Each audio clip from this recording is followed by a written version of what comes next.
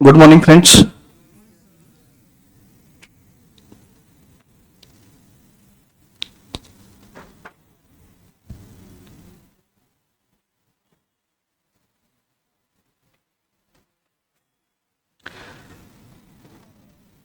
So, in first lecture, we understood what exactly the syllabus is which we are going to study in CA Foundation Accounting.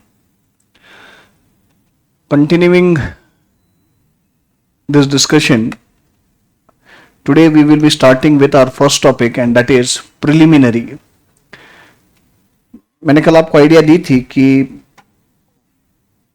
Foundation के syllabus में in foundation curriculum 11th standard का accounts cover किया गया है, but that is just to revise whatever we studied in 11th standard. 11th में जो भी सीखा है उसका एक रिवीजन है वो, that is just a revision. And for science background student, it is required that they should completely go through the basic accounts separately to have better understanding of accounts. So, as informed yesterday only, we will be starting with preliminary topic today. Accounting या accounts, इसका क्या meaning है? मुझे कोई bookish definition नहीं चाहिए. I don't want any definition from the books. Books का कोई डेफिनेशन मत दो मेरे को आप. When we talk about accounting, तो आपको क्या इंटरप्रेट होता है? What do you interpret? Means forget about what is written in the books, forget about what you studied in 11th 12th, क्या डेफिनेशन था वो छोड़ दो. जब मैं अकाउंट्स बोलता हूं या अकाउंटिंग बोलता हूं तो एक जनरल दिमाग में क्या आता है? What is accounting? हिसाब किताब रखना, करेक्ट. रिकॉर्ड्स रखना, हिसाब किताब रखना, that is what accounting is. बराबर है, यू आर एब्सोल्युटली राइट. अगर तुम बेसिक से समझोगे ना तो तुमको सब्जेक्ट में मजा भी आएगा, एंजॉय भी करोगे और लॉजिकली सारी चीजें दिमाग में जाएगी भी. क्या होता है ना, डायरेक्टली अपन ना वो टेक्निकल डेफिनेशन में चले जाते हैं और टेक्निकली फिर वो अपन समझने की कोशिश करते हैं और टेक्निकल चीजें जल्दी से दिमाग में बैठती नहीं ना. तो बेसिक से समझो, वेरी सिंपल इट इज. जैसे I remember when I was in 11th standard, my father asked me a question. My father taught economics for 38 years and he retired as principal of biggest college of Marathwada. Marathwada के सबसे बड़े college के principal बोल के पापा retire हुए. 38 साल उन्होंने इकोनॉमिक्स पढ़ाया हुआ है. तो he just asked me in 11th standard what is economics. मैं शुरू हो गया अपना वो डेफिनेशन.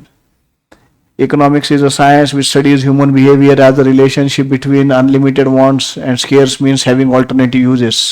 ये डेफिनेशन है ना रॉबिन्स का. तुमको था क्या 11th 12th में? फाउंडेशन में आएगा. अभी इतना लंबा छोड़ा डेफिनेशन मैंने बोल दिया. उन्होंने मेरे को वापस पूछा व्हाट इज इकोनॉमिक्स. मैं बोला यही तो है, मैंने बोला वो. बोले ये तो डेफिनेशन बता रहा है. मेरा बहुत प्लेन क्वेश्चन है कि व्हाट इज इकोनॉमिक्स. मेरे को समझ में ही नहीं आया. देन ही सेड इसका सिंपल आंसर है economics is a science. What is economics? Economics is a science. जब ये समझ में आ जाएगी it's a science, then the next question should come to the mind. Which type of science is it? It is the social science. Why it is the social science? Because it studies human behaviour. Because it studies human behaviour. And then the question should come to the mind how it is defined. उसको define कैसे किया है. और फिर अलग अलग schools of thought है वो. 4 अलग अलग स्कूल्स ऑफ थॉट है इकोनॉमिक्स के डेफिनेशन के. अल्फ्रेड मार्शल का वेलफेयर ओरिएंटेड डेफिनेशन दिया हुआ है. Adam Smith who is known as father of modern economics, उसका डेफिनेशन अपना अलग से दिया हुआ है. रॉबिन्स का अलग है. पॉल सैमुअल्सन का, एसी पिगू का डेफिनेशन अलग है. ये सारी चीजें फिर इकोनॉमिक्स में आती है जो तुम फाउंडेशन में सीखोगे. जहां तक मुझे मालूम है सिलेबस में है ये सारी चीजें तुम्हारे फाउंडेशन के. इकोनॉमिक्स मेरा सब्जेक्ट नहीं है, मैं वो नहीं पढ़ाने वाला. मैं जस्ट रेफरेंस दे रहा था तुमको कि अकाउंटिंग का मतलब क्या है. तो वेरी करेक्टली यू सेड हिसाब किताब रखना, लेखा जोखा बोलो, हिसाब किताब बोलो, रिकॉर्ड्स रखना बोलो. That is what accounting is. कोई भी कंसेप्ट जब अपन सीख रहे हैं ना तो वो कंसेप्ट के ओरिजिन में जाना बहुत जरूरी है. You need to go to the origin of that concept की ये कंसेप्ट कहां से शुरुआत हुई. ये हिसाब किताब रखना या इसका क्या एग्जैक्टली हिस्ट्री क्या है, कहां से आया ये हिसाब किताब रखना. आज अपन जिस अकाउंटिंग एनवायरमेंट में जी रहे, ये अकाउंटिंग एनवायरमेंट बेटा बहुत डेवलप्ड वेल एक्सेप्टेड सिस्टम के अंदर हम जी रहे. तुमको क्या लगता है डे 1 से double entry book keeping system था क्या? डे 1 से डेबिट क्रेडिट थे क्या? डे 1 से personal account, real account, nominal account थे क्या? डे 1 से P&L अकाउंट, बैलेंस शीट ऐसे बनते थे क्या जैसे आज अपन बना रहे? Long history it has got, बहुत लंबी हिस्ट्री है अकाउंटिंग की। एग्जैक्ट ओरिजिन कहां है, कहां से शुरुआत हुई अकाउंटिंग की, इसकी अगर बात करें, जब भी कोई नया कंसेप्ट हम सीखते हैं, नया सब्जेक्ट सीखते हैं, तो उसके ओरिजिन में जाना बहुत जरूरी है उसका नॉलेज लेने के लिए। मैंने बेटा सीए बनने के बाद अकाउंट सब्जेक्ट जब पढ़ाना शुरू किया, तो मैंने खुद ने जो भी लाइब्रेरीज अवेलेबल है, जहां पे भी मुझे एक्सेस है, वहां जाके मैंने ना हिस्ट्री ऑफ अकाउंटिंग के बुक्स पढ़े। मैंने एग्जैक्ट ओरिजिन ढूंढने की कोशिश की कि कहां पे शुरुआत हुई, क्या एग्जैक्टली था। बट एग्जैक्ट ओरिजिन कहीं पे भी किसी भी बुक में रेफर नहीं किया हुआ। मैंने जितना ढूंढा उसमें तो भी मुझे मिला नहीं। क्यों? तो एग्जैक्ट ओरिजिन ढूंढना बहुत मुश्किल है। हजारों साल पहले कहीं तो भी अकाउंटिंग की शुरुआत हुई है, हजारों साल पहले बोल रहा हूं मैं। अब वो कहां एग्जैक्टली शुरुआत हुई है उसका कोई रेफरेंस कहीं पे भी नहीं है। बट फिर ओरिजिन शुरुआत कहां से हुई है, कंक्लूजन कैसे आए? तो लॉजिकल कंक्लूजन जो आता है वो ये आता है कि हिसाब किताब हम किसका रखते, हिसाब किताब हम किसका रखते, अकाउंट्स ही नहीं, इन जनरल हिसाब किताब हम किसका रखते, जो कोई वैल्यूएबल चीजें है उसका हिसाब किताब रखते ना। अब मेरे को बताओ, हवा का हिसाब किताब रखते क्या आप? फ्रीली अवेलेबल है ना, बराबर ना। पानी भी अभी तक बहुत सारी जगह फ्री में अवेलेबल है, उसका हिसाब किताब रखते क्या? नहाने में कितने बाल्टी पानी गया, कितने लीटर गया, इसका हिसाब किताब रखते आप? लेकिन बहुत सारे सोसाइटीज ऐसे बेटा पुणे में, जहां पे पानी का मीटर का पैसा देना पड़ता है, पानी का मीटर है और तुमने कितना यूसेज किया ना वो हिसाब से पैसा देना पड़ता है पानी का। ऐसे भी सोसाइटीज है पुणे में। अब वहां पे तो हिसाब किताब रखते ना तुम, कितना पानी यूज हुआ दिन भर में, क्यों रखते? पैसा देना पड़ रहा ना भाई, वैल्यूएबल है ना। अभी वैसे देखा जाए तो बिना ऑक्सीजन के हम जी नहीं पाएंगे, ऑक्सीजन तो सबसे ज्यादा वैल्यूएबल है, बट फ्रीली अवेलेबल है ना, आज हवा के थ्रू मिल रहा है ना। तो इसका हिसाब रखते क्या, कितनी सांस ली, कितना CO2 बाहर छोड़ा, इसका हिसाब नहीं रखते ना हम लोग, बराबर है। तो जो चीज अपने लिए आज वैल्यूएबल है उस चीज का अपन हिसाब किताब रखते। रास्ते पे जाते हो बहुत सारी चीजें अपने को दिखती है, उसका हिसाब किताब तुम रखते क्या? कि तो तुम्हारे लिए वैल्यूएबल नहीं है। बट वही अगर तुम्हारी बैग है, तुम्हारी टू व्हीलर है, तुम्हारा कैलकुलेटर है, तुम्हारी नोटबुक है, तुम इसका बराबर ध्यान रखते ना। क्यों? तो ये तुम्हारे लिए वैल्यूएबल है। क्या एग्जैक्टली क्या समझाना चाह रहे हो सर? समझाना ये चाह रहा हूं कि जहां कहीं वैल्यू ये कंसेप्ट आया, जहां कहीं पैसा, अब जिस फॉर्म में भी पैसा रहेगा, अपने को मालूम नहीं कि पहले पैसा कैसा था। आज debit card, credit card, digital QR payments हो रहे हैं। QR पेमेंट्स थे क्या पहले? जिस फॉर्म में भी पैसा था, वैल्यू थी, जहां वैल्यू एग्जिस्टेंस में आया रहेगा वहां पे अकाउंटिंग की शुरुआत हुई रहेगी। इतना कंक्लूजन आ सकता है हिस्ट्री में अगर जाए तो। Wherever the concept of money, money भी बोलना गलत हो जाएगा, concept of valuable it came in existence, कि ये वैल्यूएबल है, वहां पे उसके हिसाब किताब रखने का सिस्टम स्टार्ट हुआ रहना चाहिए। तो अकाउंटिंग का हिस्ट्री अब देखो कहां पे जाएगा, पीछे ले जाएगा अपने को। All of you must have studied in history in school. School में हिस्ट्री में आपने 100% सीखा रहेगा कि Greek culture is oldest culture in the world. Greek culture one of the oldest. जैसे इंडियन कॉन्टिनेंट की बात करें, इधर की बात करें तो सिंध कल्चर था अपने पास, ये तुमको हिस्ट्री में आया रहेगा ना कहीं, तो सिंध कल्चर था इधर। और वर्ल्ड लेवल पे, ग्लोबल लेवल पे बात करें तो ग्रीक कल्चर था। अब ये ग्रीक कल्चर में ना कुछ पुराने रिकॉर्ड्स से, हजारों साल पुराने, उन रिकॉर्ड्स को बोलते हैं Mesopotamian records. Those records are referred as Mesopotamian records. अगर आप गूगल पे भी सर्च करोगे तो आपको मिलेगा मेसोपोटामियन रिकॉर्ड्स। अब ये मेसोपोटामियन रिकॉर्ड्स क्या है, what exactly these records are? तो उस जमाने के कुछ रिकॉर्ड्स है जो मेंटेन किए हजारों साल तक उन्होंने, अभी भी है उनके पास। अब वो रिकॉर्ड्स में ना कहीं ना ऐसे नंबर्स लिखे हुए हैं। अब वो नंबर्स क्या है वो भी नहीं झेपते अपने को, तब अपने जैसा 1 2 3 4 नहीं था, कुछ तो ऐसे नंबर्स लिखे जैसा कुछ तो है, वह है। इसका मतलब कुछ ना कुछ रिकॉर्ड उस टाइम पे भी मेंटेन हो रहा था ना, कुछ ना कुछ तरीके से हिसाब किताब रखा जा रहा था ना। बोल तो हजारों साल पुराना है वो, तो उसमें भी रिकॉर्ड है अकाउंट्स के। महाभारत लगभग 5,500 साल पहले हुआ, जहां तक है रिकॉर्ड्स है या इसका है। और उसके 1000 साल पहले रामायण हुआ। महाभारत के पहले रामायण हुआ, तो रामायण में भी 6,500 साल पुराना है, महाभारत 5,500 साल पुराना है। बेटा रामायण महाभारत में अकाउंटिंग के रेफरेंसेस है। ये जब मैंने स्टडी किया, इनिशियली अकाउंट्स पढ़ाना शुरुआत किया मेरे करियर के बिगिनिंग में, तो ये रेफरेंसेस मुझे मिले। Who had written Ramayana? Any idea Ramayana किसने लिखी? वैसे तो आगे बहुत लोगों ने लिखी, हर एक का अपना अपना वर्जन है, but originally Ramayana is known as written by Valmiki. Valmiki Ramayana बोलते हैं अपन, बराबर है ना? वाल्मीकि के रामायण में रेफरेंस है अकाउंटिंग का। कहां रेफरेंस है वो तक दिया है वो हिस्ट्री में। आपको सबको पता है कि माता कैकेयी ने दशरथ जी से बहुत पर्टिकुलर टाइम पे अपने 2 वचन मांग लिए, जो 2 वचन बहुत पहले दिए थे, बहुत स्टार्ट में दिए हुए वो वचन थे। और कैकेयी ने बोला था कि भाई मैं मांगूंगी जब आगे कभी मुझे लगेगा मैं मांगूंगी वचन। अब वो 2 वचन उसने मांग लिए जब उसको पता चला कि राम का राज्याभिषेक होने वाला है। एंड वो 2 वचन क्या ले लिए उसने, क्या मांगे कि भरत को राजा बनाओ, भरत को मेरे बेटे को राजा बनाओ, और राम जी को वनवास भेजो, 14 वर्ष का वनवास। वचन पुराना जमाना था भाई, वो प्राण जाए पर वचन न जाए। लोग बोलते थे तो पालते भी थे। आजकल कितने प्रोमिसेस होते हैं, कितने ब्रेकअप होते हैं, मेरे से बेहतर आप जानते हैं, है ना? सो अच्छा, नहीं जानते? अपन अपन अपन बात करेंगे ना, तू भी यही है, मैं भी यही हूं। अगले 6-7 महीने का अपना कंपनी है रोज का, we will talk about it. So वो जमाना अलग था भाई, सतयुग था, बराबर है ना? तो अपन तो घोर कलयुग में जी रहे, तो वो जमाना था। अब वो जमाने में दशरथ जी बोले कि भाई अभी कुछ नहीं हो सकता। राम जी ने हंसते हंसते एक्सेप्ट कर लिया, राम जी चले गए वनवास में। भरत तब थे नहीं अयोध्या में। भरत जब आया अयोध्या में तो भरत जी को पता चला कि ऐसे ऐसे हुआ है। अब वो एक चीज समझो कि उस जमाने के भाई थे वो, आज के नहीं। तो उन्होंने बोला कि नहीं नहीं, ये तो अन्याय है भैया, राम के साथ राजा तो राम ही बनेंगे।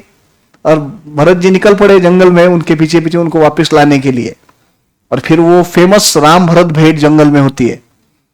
ये अब तुम कितना पढ़े हो, कितना टीवी पे देखो मुझे मालूम नहीं, बट बेटा मेरे बचपन में टीवी पे ना रविवार के दिन रामायण आती थी, और वो रामायण घर में कंपलसरी सब लोग बैठ के देखते थे, चॉइस नहीं था। डीडी वन ही था बोलो उस टाइम पे, कोई बहुत दूरदर्शन ही था, कोई ओटीटी पीटीटी तो थे ही नहीं ना, केबल था, ब्लैक एंड व्हाइट टीवी हुआ करता था ना उसमें। वो मुझे आज भी याद है, घर में वो राम भरत का जो मिलाप दिखाया ना जंगल में, मम्मी उस दिन सिर्फ रो ही रहते घंटा और वो देखते वक्त। अब वो समझ में नहीं आ रहा मम्मी रो काय करे, कि तो उस टाइम पे मुझे इतनी समझ नहीं थी ना क्या है। तो 2 भाइयों का प्यार देख के एकदम वो ऐसे इमोशनल था वो पूरा। वो तो एकता कपूर को भी शर्म आ जाए इतना एकदम। हाँ, अभी अब मेरे को मालूम है बहुत सारे लोग सोचते रहेंगे कि क्या हो गया सर को, आज किधर ले जा रहे हैं रामायण महाभारत। आज तो सच्ची में कल बोल रहे थे वैसे बाबा जी का प्रवचन हो रहा है क्या आज क्लास में? कोई प्रवचन नहीं हो रहा ना, कहीं मैं सब्जेक्ट के बाहर नहीं हूं, मैं सब्जेक्ट में छू। भरत ने राम को रिक्वेस्ट की कि आप वापिस चलो और आप राज संभालो, ये गलत हो रहा है आपका, और मैं आपको लेने को आया हूं वापिस। और राम जी ने वापिस वही बात कही कि मैं पिताजी को वचन दे चुका हूं, अन्न प्राण जाए पर वचन न जाए, तो मैं तो वापिस नहीं आऊंगा, 14 साल का वनवास काट के आऊंगा। And somehow he convinced Bharat that you go back and take care of the state, राज्य का आप ध्यान रखो। और तब बड़ा भाई होने के नाते राम जी ने भरत जी को कुछ बातें बताई थी कि एक राजा ने कैसे राज्य करना चाहिए, how a king should run his kingdom. एक राजा ने उसका राज्य कैसे चलाना चाहिए, इसके कुछ ज्ञान की बातें राम जी ने भरत जी को बताई। ऐसे वाल्मीकि रामायण में रेफरेंस है। वो क्या बताई थी बातें, तो उसमें का एक था कि राजा का सबसे इंपॉर्टेंट ड्यूटी है, he should properly keep record of treasury of his state. उसके स्टेट का जो ट्रेजरी है, बोलते जो भी कुछ तुम्हारे राज्य की पैसा वगैरह जो भी वैल्यूएबल्स है, उसका राजा का कर्तव्य है कि उसने वो पूरा अच्छे से हिसाब किताब उसका रखना चाहिए। इसका मतलब अकाउंट फॉर होना चाहिए ना प्रॉपरली। उस जमाने में भी अकाउंटिंग हुआ करता था, ऐसा नहीं था कि तब अकाउंटिंग नहीं था। हाँ ऑब्वियसली तब डेबिट क्रेडिट वगैरह नहीं रहेगा, या था भी तो मुझे मालूम नहीं, मैं उस टाइम पे था नहीं, या था भी तो आज मुझे मालूम नहीं मैं उस टाइम पे कौन था। सो पॉइंट इज हिसाब किताब तब भी था, अकाउंटिंग तब भी था, जो भी फॉर्म में रहेगा।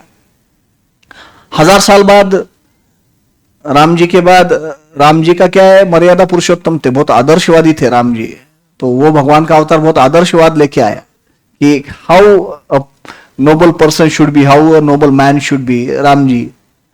बट फिर ध्यान में आया कि दिन ब दिन जो चीजें उल्टी होती जा रही है।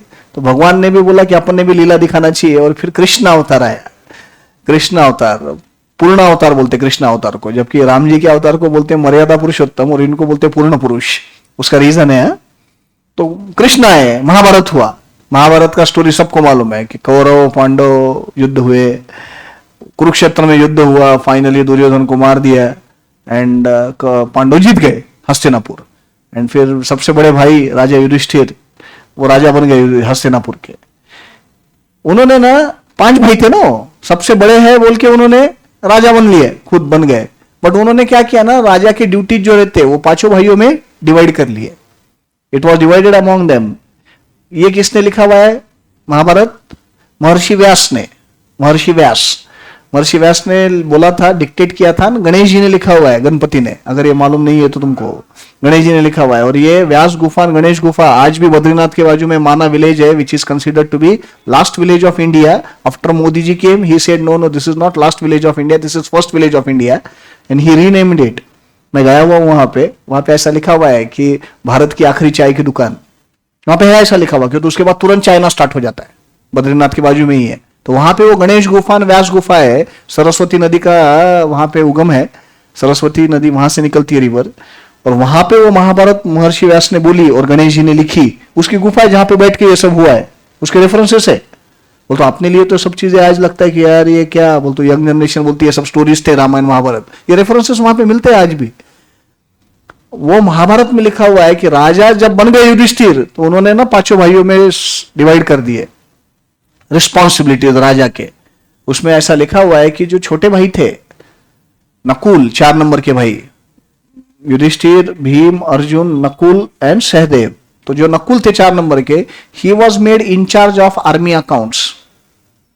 सेना का जो हिसाब किताब था, सैन्य जो रहता है सेना, तो वो सेना का हिसाब किताब किसको दिया गया था? नकुल को। Nakul was made incharge of accounts of army. अब अकाउंट्स ऑफ आर्मी बोल तो रिकॉर्ड आ ही गया ना, उसमें कुछ ना कुछ हिसाब किताब है ही ना। जाहिर सी बात है यार, रामायण 1000 साल पहले हुआ था, उसके पहले तो रामायण में अगर रेफरेंसेस है तो आगे तो रहने ही वाला है। उसके बाद में आते चाणक्य। आर्य चाणक्य का नाम सुना है, कौटिल्य का नाम सुना है। इकोनॉमिक्स में आपको सिखाया जाता है कि who is the father of economics? Adam Smith is the father of economics. Guys, it is absolutely wrong. Adam Smith is father of modern economics. He is father of modern economics. Adam Smith तो अभी के भाई 300-400 साल पुराने हैं, बहुत पुराने नहीं है एडम स्मिथ। आर्य चाणक्य 2000 साल पहले होके गए, और आर्य चाणक्य ने कौटिल्याज अर्थशास्त्र नाम की बुक लिखी हुई है। कहीं रेफरेंस में आया रहेगा ना आपको, कौटिल्याज अर्थशास्त्र। अब Kautilya's Arthashastra is what? Economics only. So actually who is the father of economics? Kautilya. Kautilya is the other name for Arya Chanakya. Chanakya का ही दूसरा नाम कौटिल्य है। कौटिल्याज अर्थशास्त्र, कौटिल्य का अर्थशास्त्र का नाम का जो बुक है, उसमें ना संस्कृत श्लोक है, सिर्फ श्लोक के फॉर्म में लिखा गया वो बुक है। उसमें यही लिखा गया है कि राजा ने राज्य कैसे करना चाहिए, how a king should run his kingdom, उसका पूरा लेखा जोखा दिया हुआ है। तो उसमें ना अकाउंटिंग का रेफरेंस है, और सिर्फ अकाउंटिंग का ही नहीं, ऑडिटिंग का भी रेफरेंस है उसमें। ऑडिटर का रोल वहां पे भी है। वो तो उस टाइम पे चार्टर्ड अकाउंटेंट डिग्री नहीं रहेगी, बट कोई ना कोई था जो तुम जो हिसाब किताब रख रहे हो उसको चेक करते थे। तो इवन ऑडिटिंग के लिए भी वो रेफरेंस है कि ऐसा नहीं है कि सीए अपन बोलेंगे 1949 में इंडियन गवर्नमेंट ने सीए एक्ट पास किया, उसके बाद सीए एग्जिस्टेंस में आया। डिग्री, प्रोफेशनल डिग्री अभी आई भाई, बट आप जो कुछ कर रहे हो वैल्यूएबल है ना, तो उसमें हेराफेरी की संभावना तो हर जगह होती है। तो हिसाब किताब बराबर रखा जा रहा है कि नहीं, कुछ सही है, गलत है, क्या हो रहा है, इसका रेफरेंस कौटिल्य अर्थशास्त्र में आया। कहां से कहां तक आए देखो अपन, हजारों साल पुराना वो ग्रीक रिकॉर्ड, मेसोपोटामियन रिकॉर्ड, उसमें अकाउंटिंग का रेफरेंस। महाभारत, उसके पहले रामायण, फिर आए कौटिल्य, और फिर आए 1394 में एक माइलस्टोन अचीव किया गया इस पूरे जर्नी का, और वो माइलस्टोन था introduction of double entry book keeping system, जो आज अपन सीखते हैं। Introduction of double entry book keeping system, rather principles of double entry were first time introduced in 1394 by a Italian mathematician, multi-talented Italian mathematician थे जिनका नाम था फ्रा लुका सादी Pacioli. What was his name? Fra Lucasa di Pacioli, and Pacioli first time spoke about principles of double entry. Principles of double entry. The city of Venice, जो Europe में है, Italy में है, सिटी ऑफ वेनिस। आप अगर English literature पढ़ते हो तो शेक्सपियर का बहुत फेमस ड्रामा है द मर्चेंट ऑफ वेनिस, ऐसे नाम से एक बहुत फेमस ड्रामा है शेक्सपियर का, अगर किसी को इंग्लिश लिटरेचर पढ़ने की आदत है तो वो सिटी ऑफ वेनिस जो है यूरोप में, वो सिटी ऑफ वेनिस में एक न्यूज़पेपर में, in a newspaper, double entry principles were published first time by Pacioli. And guys, that's why Pacioli is known as father of double entry book keeping system.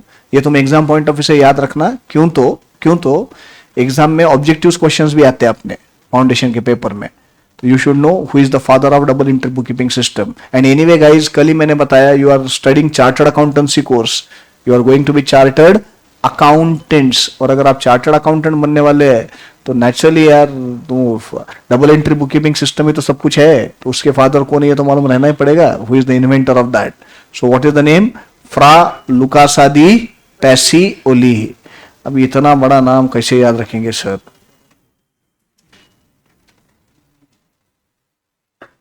Fra Lucas de Pacioli.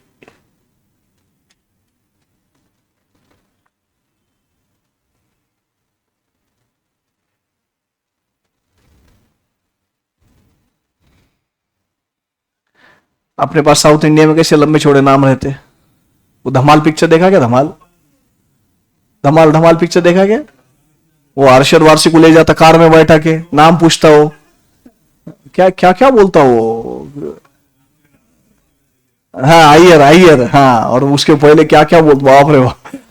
तो ऐसा कुछ तो रहेगा, जाने दो, ज्यादा दिमाग मत लगाओ। आप लोग सिर्फ पैसियोली को भी याद कर लिए तो काफी है। So Fra Lucasa di Pacioli, who is known as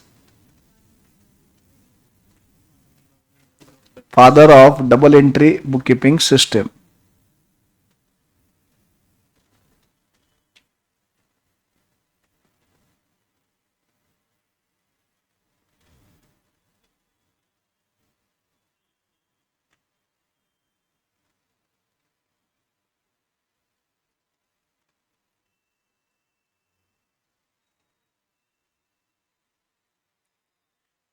Father of double entry bookkeeping system.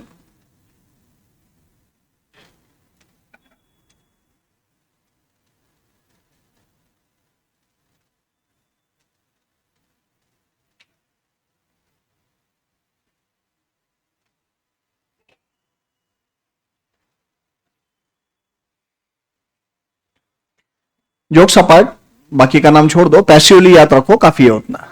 Pacioli, so Pacioli is known as father of double entry book keeping system. तो उस टाइम पे उन्होंने न्यूज़पेपर में ये डबल एंट्री के principles publish किए थे first time, so he is known as father.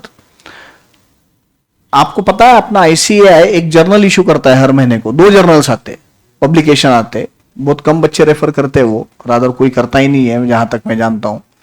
एक है student journal, chartered accountant student journal, और एक है मेंबर के लिए आता है, वो जो सीए बन चुके हैं उनके लिए चार्टर्ड अकाउंटेंट जर्नल। ये हर महीने को आता है। अब इलेक्ट्रॉनिक फॉर्म में आने लग गया है, जिनको फिजिकल चाहिए इंस्टीट्यूट फिजिकल घर के एड्रेस पे भेजता है। एक्चुअल में बहुत कम लोग पढ़ते, बट बेटा इतना रिसोर्स फुल जर्नल है वो, इतनी अच्छी इंफॉर्मेशन उसमें आती है, बहुत सारी चीजें जो आपको मालूम नहीं है ना उसमें वो समझ में आती है अपने रिलेटेड। मैं उसमें एक आर्टिकल पढ़ रहा था, पुरानी बात है, 15-20 साल पहले की बात रहेगी। मैं उसमें एक आर्टिकल पढ़ रहा था, वो आर्टिकल में लिखा हुआ था कि बड़े बड़े जितने भी ये जैसे जीरो का शोध कहाँ पे लगा, जीरो कहाँ पे इन्वेंट हुआ, तो इंडिया में, आर्यभट्ट का, ये सब अपन जानते हैं। तो बड़े बड़े जितने भी इन्वेंशन है वो सारे इंडिया में हुए ना। तो एक फॉरेन ऑथर है हैमिल्टन नाम के, हैमिल्टन, और उनकी एक बुक है ऑन हिस्ट्री ऑफ अकाउंटिंग पे। वो बुक में उन्होंने लिखा हुआ है, long before Pacioli spoke about double entry system, double entry was followed in India. वो हैमिल्टन ने लिखा हुआ है बुक में, long before Pacioli spoke about double entry. बोलते पैसियोली ने डबल एंट्री की बात करने के बहुत बहुत पहले से इंडिया में डबल एंट्री फॉलो हो रहा था। ऐसे वो बुक में लिखा हुआ है। मतलब ये फॉरेन ऑथर है हैमिल्टन जो है, वो इंडिया के नहीं थे वो। अब प्रॉब्लम क्या है, हैमिल्टन ने जो लिखा उसका उन्होंने कुछ प्रूफ नहीं दिया कि वो क्या बेसिस पे बोल रहे हैं। अगर उसका कुछ प्रूफ रहता तो शायद आज ये जो नाम अपन यूरोपियन नाम पढ़ रहे हैं पैसियोली का, शायद इस जगह पे कोई इंडियन नाम रहता। कि तो वो बुक में ऐसा लिखा हुआ है कि इंडिया में बहुत पहले से फॉलो हो रहा था डबल एंट्री, पैसियोली ने तो बहुत बाद में बताया। Anyway, let's not go into controversy और कंफ्यूजन। एग्जाम में आपको एक ही ध्यान रखना है, who is the father of double entry book keeping system? Pacioli. सिर्फ तुम्हारे को नॉलेज के लिए मैंने बताया कि भाई इंडिया का हिस्ट्री, इंडिया का एंशिएंट टाइम्स कितने रिच थे अपन लोग, कितने अच्छे अच्छे इन्वेंशन सब हमने किए हुए। So Pacioli is known as father of double entry book keeping system. One more important interesting thing which we need to discuss guys, and that is, आप मेरे को बताओ कि आज जो अपना double entry book keeping system है जिसमें हम journal, ledger, trial balance, P&L account, balance sheet ये सब बनाते हैं, ऐसे डे वन से सब इतना परफेक्ट था क्या रे? डे वन से पूरे फॉर्मेट डेवलप हो गए थे क्या? बिल्कुल भी नहीं, बिल्कुल भी नहीं। It has taken its own time. Evolution ऐसे ही नहीं होता। अपन सब लोग जानते हैं इवोल्यूशन ऑफ मैन, हमने हिस्ट्री में सीखा हुआ है। इवोल्यूशन ऑफ ह्यूमन बीइंग कि पहले अपन वो हंटिंग स्टेज में थे, हंटिंग, 4 पैर पे चलते थे अपन, बोल तो हाथ थे ही नहीं अपन, ऐसे जैसे आज जानवर चलते हैं वैसे इंसान भी चलता था। फिर धीरे धीरे वो हंटिंग स्टेज के आगे पैस्टोरल स्टेज आया, स्टोन एज आया, वो अलग अलग स्टेजेस फिर अपन ने सीखे हुए। फिर धीरे धीरे इंसान 2 पैर पे खड़ा हुआ, जो आगे के 2 पैर थे वो 2 हाथ बोल के यूज होने लग गए। मंकी से वो पूरा वो इवोल्यूशन हम सीखे हुए। ऐसा ही है अकाउंटिंग भी। ऐसा थोड़ी है कि पैसियोली ने पूरा P&L का फॉर्मेट, बैलेंस शीट का फॉर्मेट दे दिया था उस टाइम पे जैसे डबल एंट्री की बात हुई। उन्होंने सिर्फ ये बताया कि रिकॉर्ड मेंटेन करते वक्त जो भी ट्रांजेक्शन हो रहे उसके डबल इफेक्ट्स देने, you have to give 2 effects. इतनी बात हुई कि double entry book keeping system ऐसे ऐसे होना चाहिए। अब जो रिकॉर्ड्स मेंटेन करने का प्रोसेस था, over a period of time it got developed.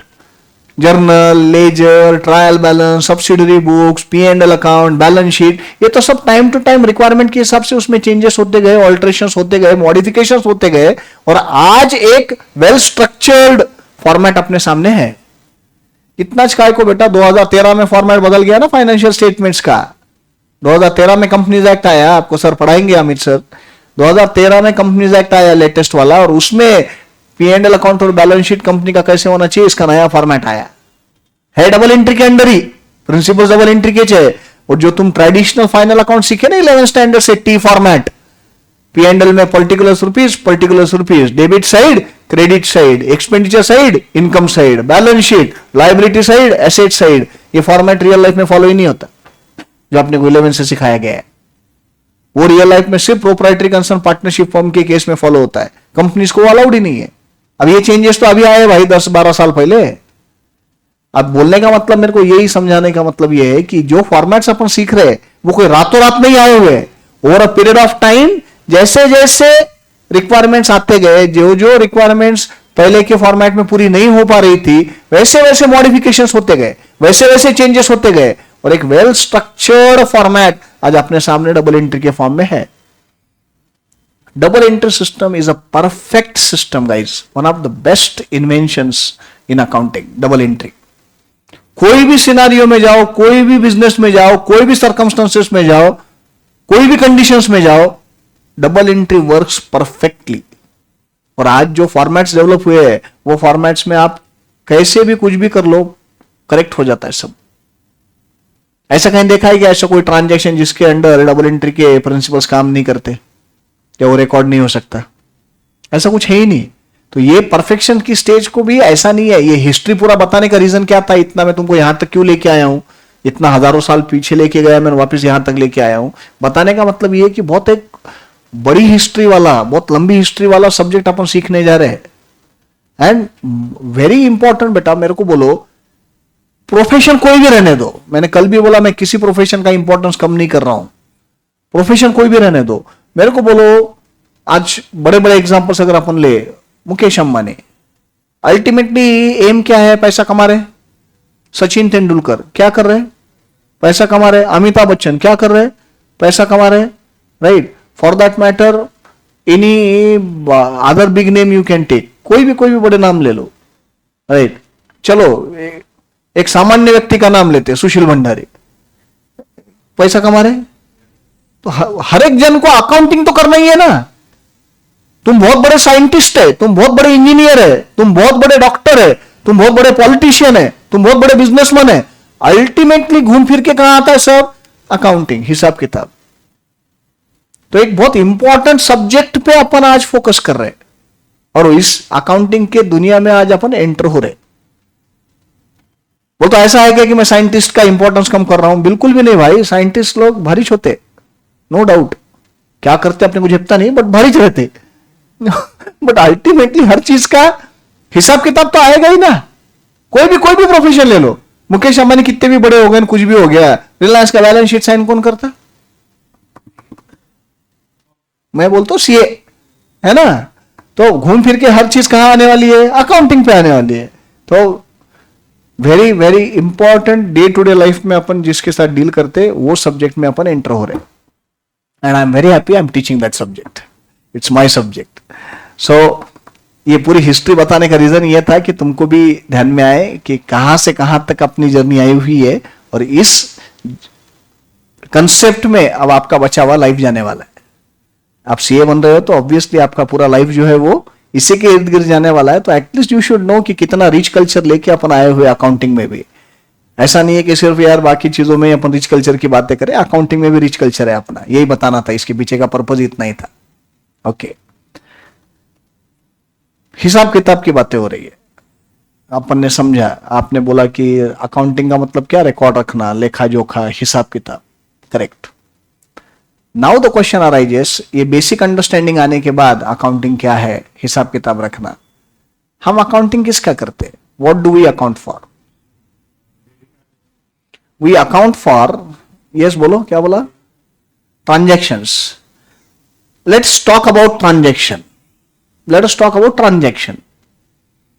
Transaction का मतलब क्या? What do you mean by transaction? Again I don't want any bookish definition. जब भी मैं कुछ पूछता हूं ना बेटा, मुझे बुक्स का डेफिनेशन नहीं चाहिए, तुमको जो ध्यान में आता है वो बोलो आप तुम्हारे वर्ड्स में। What do you mean by transaction?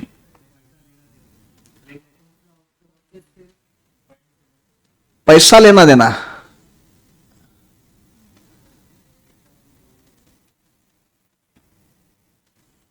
तू शायद कमर्शियल ट्रांजैक्शन की बात कर रहा है, मैं पूछ रहा हूं what is transaction? Any kind of give and take, किसी भी तरीके का लेन देन इज ट्रांजैक्शन। किसी भी तरीके का लेन देन इज अ ट्रांजैक्शन।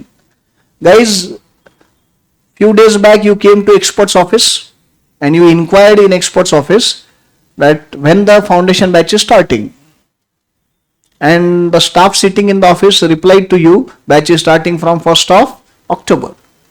ये भी एक ट्रांजैक्शन है, it is exchange of information. तुमको मालूम नहीं था कि बैच कब स्टार्ट हो रही, तुमने आके इंक्वायरी की, तुमको रिस्पॉन्स मिला कि 1 अक्टूबर को स्टार्ट हो रहा है, ये भी तो एक ट्रांजैक्शन हुआ ना। So any kind of give and take is a transaction. Any kind of give and take is a transaction. I decided to go for a movie. मैंने मूवी देखने का प्लान किया and I went to theater directly. Advance booking वगैरह कुछ किया नहीं था, मैंने ऑनलाइन बुकिंग नहीं किया, डायरेक्टली मैं गया थिएटर में। और जो टिकट काउंटर रहता है जिसको बॉक्स ऑफिस बोलते थे पहले, बॉक्स ऑफिस में मैं गया। A beautiful girl was sitting at the counter and I inquired, मुझसे शादी करोगी? इस मूवी के टिकट्स अवेलेबल है क्या? अरे मूवी है भाई इस नाम का, सलमान खान का मूवी है। सो मुझसे शादी करोगी, ये मूवी के टिकट्स अवेलेबल है क्या? That girl replied, yes sir, tickets available है। So I inquired, she replied, this is also transaction. मुझे नहीं मालूम था टिकट्स अवेलेबल है कि नहीं, मैंने पूछा, उसने मेरे को जवाब दिया, तो it is also transaction.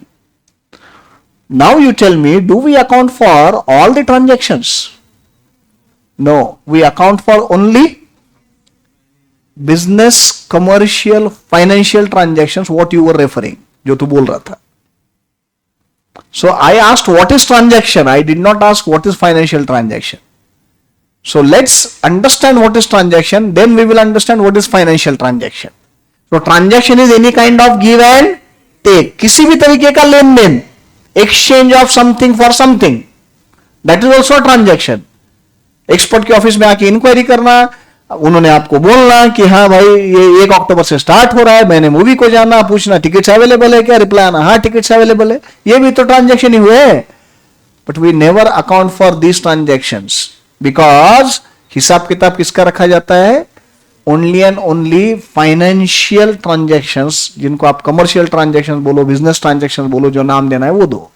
So what do you mean by financial transaction, पैसे का लेन देन, और those transactions which involve money और मनीज वर्थ, ऐसे ट्रांजेक्शन जिसमें पैसा या पैसे का कोई भी फॉर्म इन्वॉल्व है, वो ट्रांजेक्शंस को बोलेंगे फाइनेंशियल ट्रांजेक्शंस।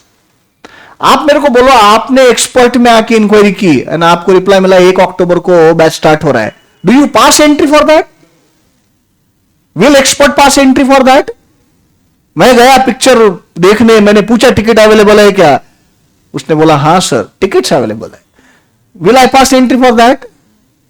इसमें पैसा इन्वॉल्व नहीं ना, इसमें तुमको इंक्वायरी के लिए पैसे लगे क्या, तो will you pass entry for that? No. But जैसे तुमको पता चला 1 अक्टूबर को बैच स्टार्ट हो रहा है, you took admission and you paid the fees, as soon as you pay the fees you pass the entry for that. क्यों? पैसा इन्वॉल्व हो गया ना उसमें, it is commercial transaction, it is business transaction. So guys we account for only business transactions, financial transactions, commercial transactions. जैसे उस लड़के ने बोला सर हाँ टिकट्स अवेलेबल है, I paid the amount and I bought the tickets, जैसे ही मैं पैसा पे करके टिकट्स बाय कर लिए, that becomes commercial transaction for me, I will pass the entry for that. Maybe drawings account debit to cash account, personal खर्चा है, drawings account debit to cash account, I will pass the entry for that. तो accounting हिसाब किताब किसका रखते हैं हम, commercial transactions का रखते हैं। And not only commercial transactions, we also account for events. पर थोड़ा सा रुक के चलते, इवेंट्स क्या रहते हैं उसमें, उसके पहले अपने को आज अकाउंटिंग का डेफिनेशन समझना है। इतनी देर से मैं तुमको अकाउंट्स का मीनिंग पूछ रहा था, अब अपन बात करेंगे अकाउंटिंग का definition. A very very popular definition of accounting is given by AICPA।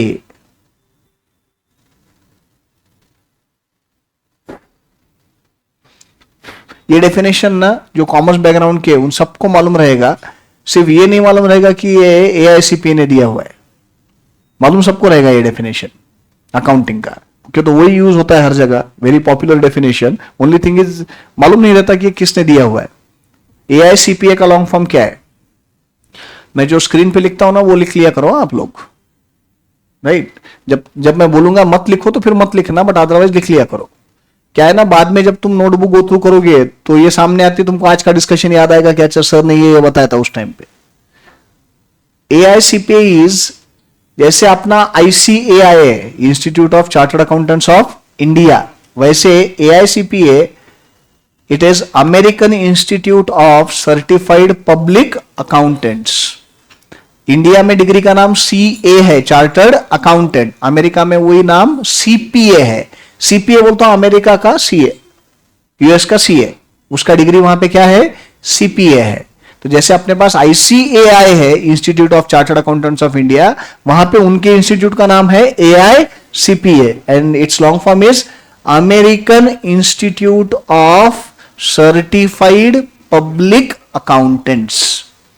तो ये तो मालूम रहेगा ना, CPA बोलते हैं वहां पे, US के CA को नहीं मालूम है तो आज के आगे ध्यान में रखो, CPA का मतलब अपना CA, US में, US की डिग्री CPA है।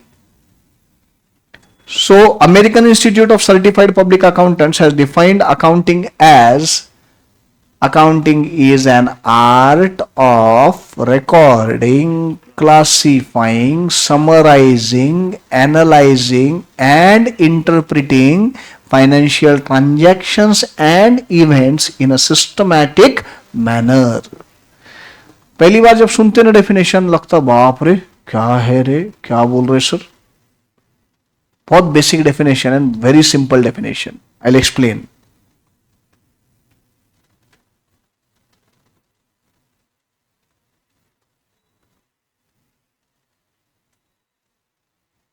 Accounting is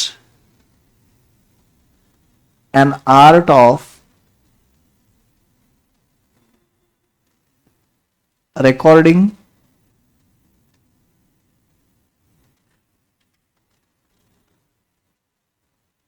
classifying,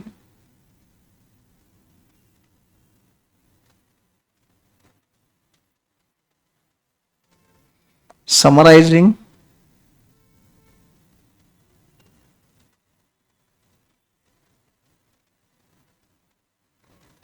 analyzing, and interpreting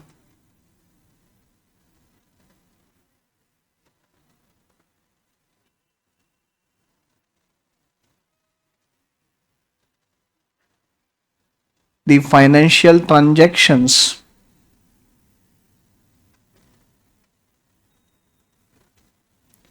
and events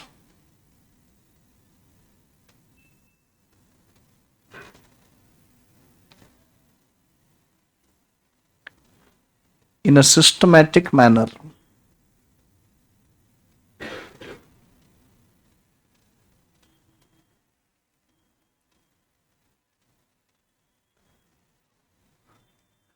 Accounting is an art of recording, classifying, summarizing, analyzing, and interpreting the financial transactions and events in a systematic manner.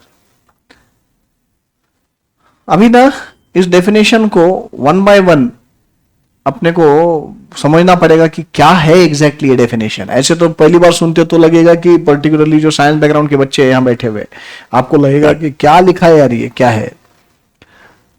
Commerce वालों के लिए वैसे पहले सुना हुआ रहना चाहिए, ये नहीं भी सुना है तो अभी अच्छे से समझ लो कि क्या है एग्जैक्टली. मैंने आपको समझाया कि अकाउंटिंग किसका करते हैं हम, फाइनेंशियल ट्रांजैक्शंस का, बिजनेस ट्रांजैक्शंस का. तो सबसे पहले तो आप ये समझो कि बिजनेस ट्रांजैक्शंस होने चाहिए, there must be business transactions. So business transactions जब होंगे तो उसका अकाउंटिंग होगा. So starting point of accounting is business transactions. सिर्फ बिजनेस ट्रांजैक्शंस ही नहीं, इवेंट्स का भी अकाउंटिंग होता है, बट इवेंट्स पे अपन थोड़ा रुक के चलते, पहले आप बिजनेस ट्रांजैक्शंस पे फोकस करो. तो first of all there must be business transactions which we will account for, जिनका हम अकाउंटिंग करेंगे. अब अकाउंटिंग बोल तो क्या डेफिनेशन बोलता है, accounting is an art of recording. Commerce वाले स्टूडेंट्स और जो साइंस के बच्चे अगर बेसिक कर रहे हो अटेंड, तो आप तुरंत समझ जाओगे क्या बोलना चाह रहा हूं. मेरे को बोलो कोई भी ट्रांजैक्शन जो भी होता है बिजनेस में, सबसे पहले अपन कहां रिकॉर्ड करते हैं उसको, जर्नल में रिकॉर्ड करते. तो ये जो बिजनेस ट्रांजैक्शंस हम जर्नल में रिकॉर्ड करते,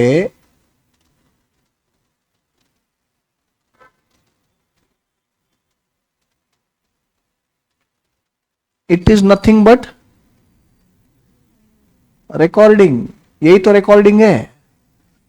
आप जर्नल में एंट्री लिखते हो, वो हो गया रिकॉर्डिंग. मैं जानता हूं साइंस बच्चों, साइंस बैकग्राउंड के बच्चों, आप इतना समझो अभी कि जो बिजनेस ट्रांजैक्शन है वो अकाउंटिंग करते हो, सबसे पहले कहां लिखा जाता है, कुछ तो एक जर्नल नाम का है उसमें लिखा जाता है. अब वो जर्नल क्या रहता समझाऊंगा मैं अभी आपको, बट अभी के लिए आप इतना समझो कि कहां लिखा जाता है, ये जर्नल में. जर्नल से उसका पोस्टिंग हम करते हैं, where do we post,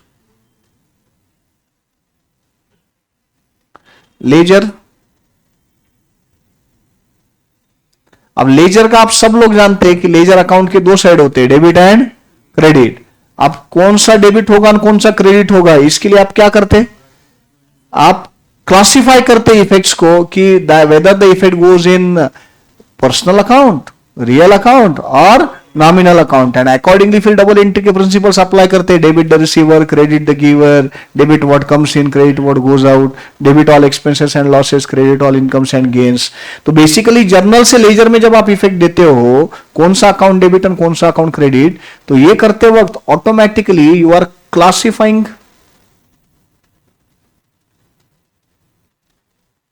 you are classifying the transactions into ledger. तो जो अलग अलग लेजर्स है, रियल, नॉमिनल, पर्सनल, उसमें आप क्लासिफाई कर रहे हो, बराबर.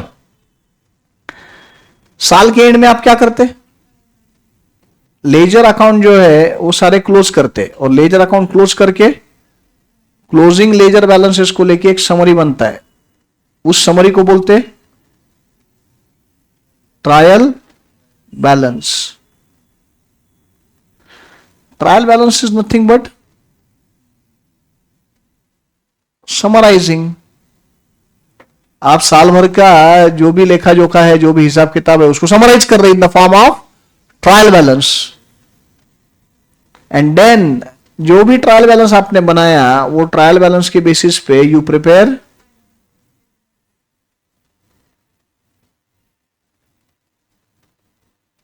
Financial statements.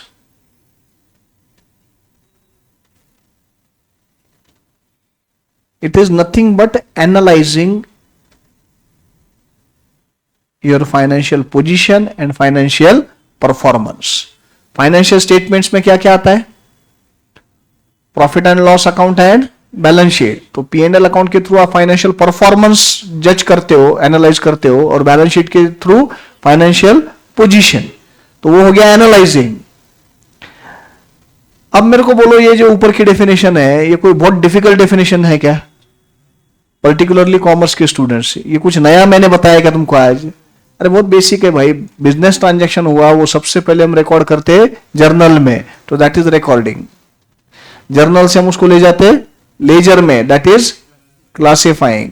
लेजर अकाउंट साल के एंड में क्लोज करके we prepare trial balance. Trial balance बनाना is nothing but summarising. Then we prepare financial statement whereby we analyze our financial performance and financial position. That is nothing but analyzing. ये हो गया analyzing. कहते हैं but sir definition में तो sir recording, classifying, summarising, analysing and interpreting भी है, interpretation भी है। वो तो कहीं कवर ही नहीं हो रहा आपके ये ड्राइंग में। होगा, वो भी कवर होगा। फाइनेंशियल स्टेटमेंट्स का जो इंटरप्रिटेशन है, that is done by various users of financial statements.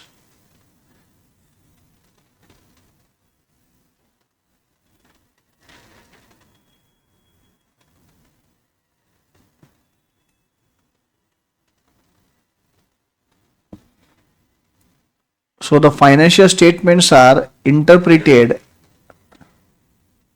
by users of financial statements. So interpreting that function is also covered here. अब users of financial statements मतलब क्या? जो फाइनेंशियल स्टेटमेंट का use कर रहे हैं। अब वो यूजर्स ऑफ फाइनेंशियल स्टेटमेंट्स ना वापिस दो पार्ट में डिवाइड होते हैं। Either they are internal users और दोज आर एक्सटर्नल यूजर्स। या तो वो इंटरनल यूजर्स है या तो वो एक्सटर्नल यूजर्स है। What do you mean by internal users? Internal बोल तो from within the organisation, जो ऑर्गेनाइजेशन का पार्ट है, जो बिजनेस का पार्ट है, वो हो गए इंटरनल। एक्सटर्नल मतलब जो आउटसाइड है, बाहर के है, वो एक्सटर्नल हो गए। अब इंटरनल में बताओ कौन कौन आएंगे? Correct, employees,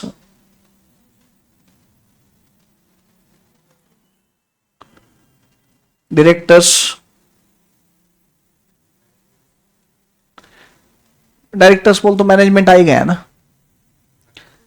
owners, correct, owner, share holders, जो भी बोलो, सो दे आर इंटरनल यूजर्स। ये हो गए इंटरनल यूजर्स। एक्सटर्नल में कौन कौन आएगा? अगर प्राइमरीली बात करें तो जनरल ऐसे वेरी इंपॉर्टेंट गवर्नमेंट। तुमको टैक्सेस किसको पे करने हैं? गवर्नमेंट को। तो गवर्नमेंट तो देखेगा ही ना तुम्हारे फाइनेंशियल स्टेटमेंट के, तुमने साल भर में क्या किया है।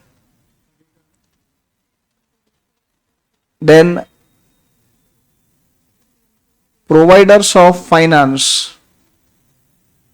आप जब बेटा बैंक से लोन लेते हो, कोई बैंक अगर आपको लोन दे रहा है, तो आपको मालूम रहना चाहिए कि बैंक जब लोन देता है तो बैंक को हर साल आपको आपकी फाइनेंशियल पोजीशन, फाइनेंशियल परफॉर्मेंस बोलते आपके फाइनेंशियल स्टेटमेंट सबमिट करने पड़ते हैं, so that bank will see कि सच्ची में तुम्हारी रीपेमेंट की कैपेबिलिटी है, नहीं है, क्या है। तो जब भी अपन बैंक से लोन लेते हैं तो हर साल अपने को अपने फाइनेंशियल स्टेटमेंट बैंक को सबमिट करने पड़ते हैं। One more I can write here, correct, competitors, तुम्हारे बिजनेस के कॉम्पिटिटर्स। ओ भाई कितना सोएगा रे, कल तो ठीक था कि परसों रात भर नींद नहीं हुई बोला तो हॉस्टल में, अभी कल क्या हुआ? हाँ बस समाधि लग रही थी। हाँ सो नहीं रहा था, फुल ढुलके मार रहा है यार, और एक दो बार देखूंगा तो मैं पक्का सो जाऊंगा मैं खुद ही आज। या मुंह पे पानी मार के आया या कॉफी पी के आया।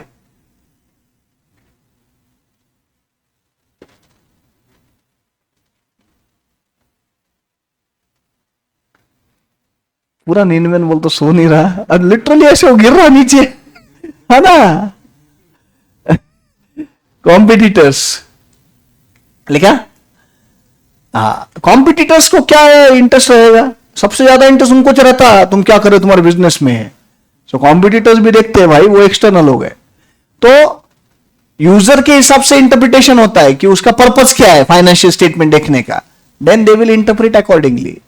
तो ये जो डेफिनेशन हमने ऊपर लिखा, पहली बार पढ़ते तो लगता है कि क्या क्या टर्म्स यूज हो रहे हैं भाई, इतने सारे, recording, classifying, summarising, analysing, interpreting. कुछ नहीं बेटा, रिकॉर्डिंग बोलते recording the transactions in journal, classifying is posting them in ledger, summarizing is drawing trial balance, analyzing is preparing financial statements, and then interpretation is done by users of financial statements, and users are internal and external। कहते हैं ये दिमाग में जा रहा है? तो अब मेरे को बोलो डेफिनेशन क्या है। Accounting is an art of recording, classifying, summarizing, analyzing, and interpreting the financial transactions and events in a systematic manner। Perfect है, गया दिमाग में? तो हम अकाउंटिंग किसका करते? फाइनेंशियल ट्रांजैक्शंस एंड इवेंट्स लिखा है मैंने, इवेंट्स मैंने अभी तक समझाया नहीं, बट फाइनेंशियल ट्रांजैक्शंस का। What do you mean by financial transactions? Transactions involving money और मनीज वर्थ। तो हर ट्रांजैक्शन का अकाउंटिंग करते क्या आप? Only and only financial transaction का अकाउंटिंग होता है।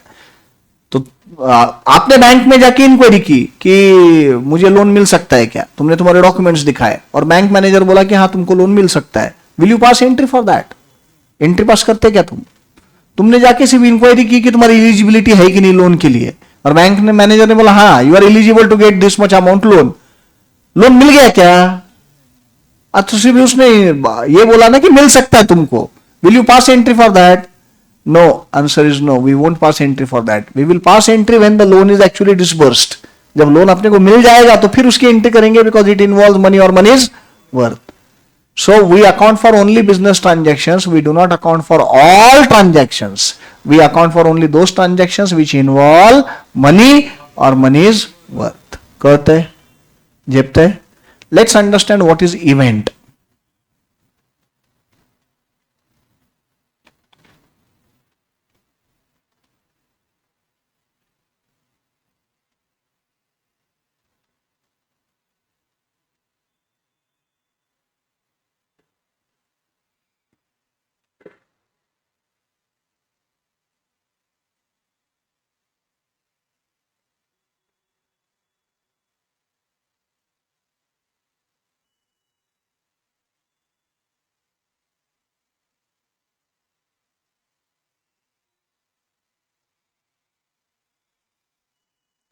We account for financial transactions and events.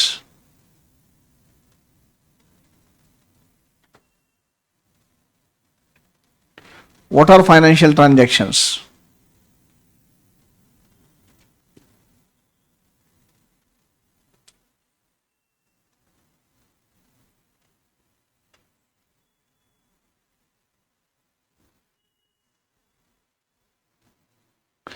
Transactions involving money or money's worth.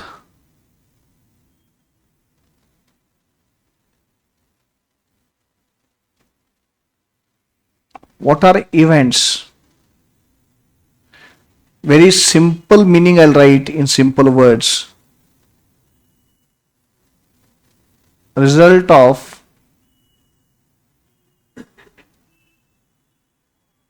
financial transactions.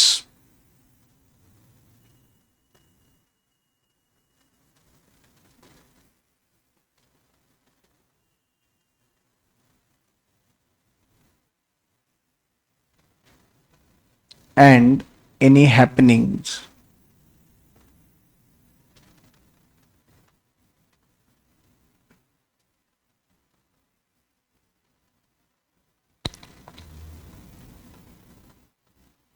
Happening में डबल एन आएगा ना स्पेलिंग में, ये सिंगल आता है, सिंगल ही आता है, पहले बराबर लिखा था ना। रिजल्ट ऑफ फाइनेंशियल ट्रांजैक्शंस और एंड एनी हैपनिंग। अब ये कंसेप्ट ना थोड़ा समझने में टाइम लगता है। 11th में आपने को जितना डीप में सिखाना चाहिए सिखाते नहीं है, उस वजह से फिर ये रह जाता है और बाद में आगे आने के बाद थोड़ा कंफ्यूजन क्रिएट करता है स्टार्ट में। इवेंट का मतलब क्या, ट्रांजैक्शंस का मीनिंग तो समझ में आ गया, किसी भी तरीके का लेन then, any kind of give and take is transaction, and when such transaction involves money or money's worth, it becomes financial transaction. As against it, what do you mean by event?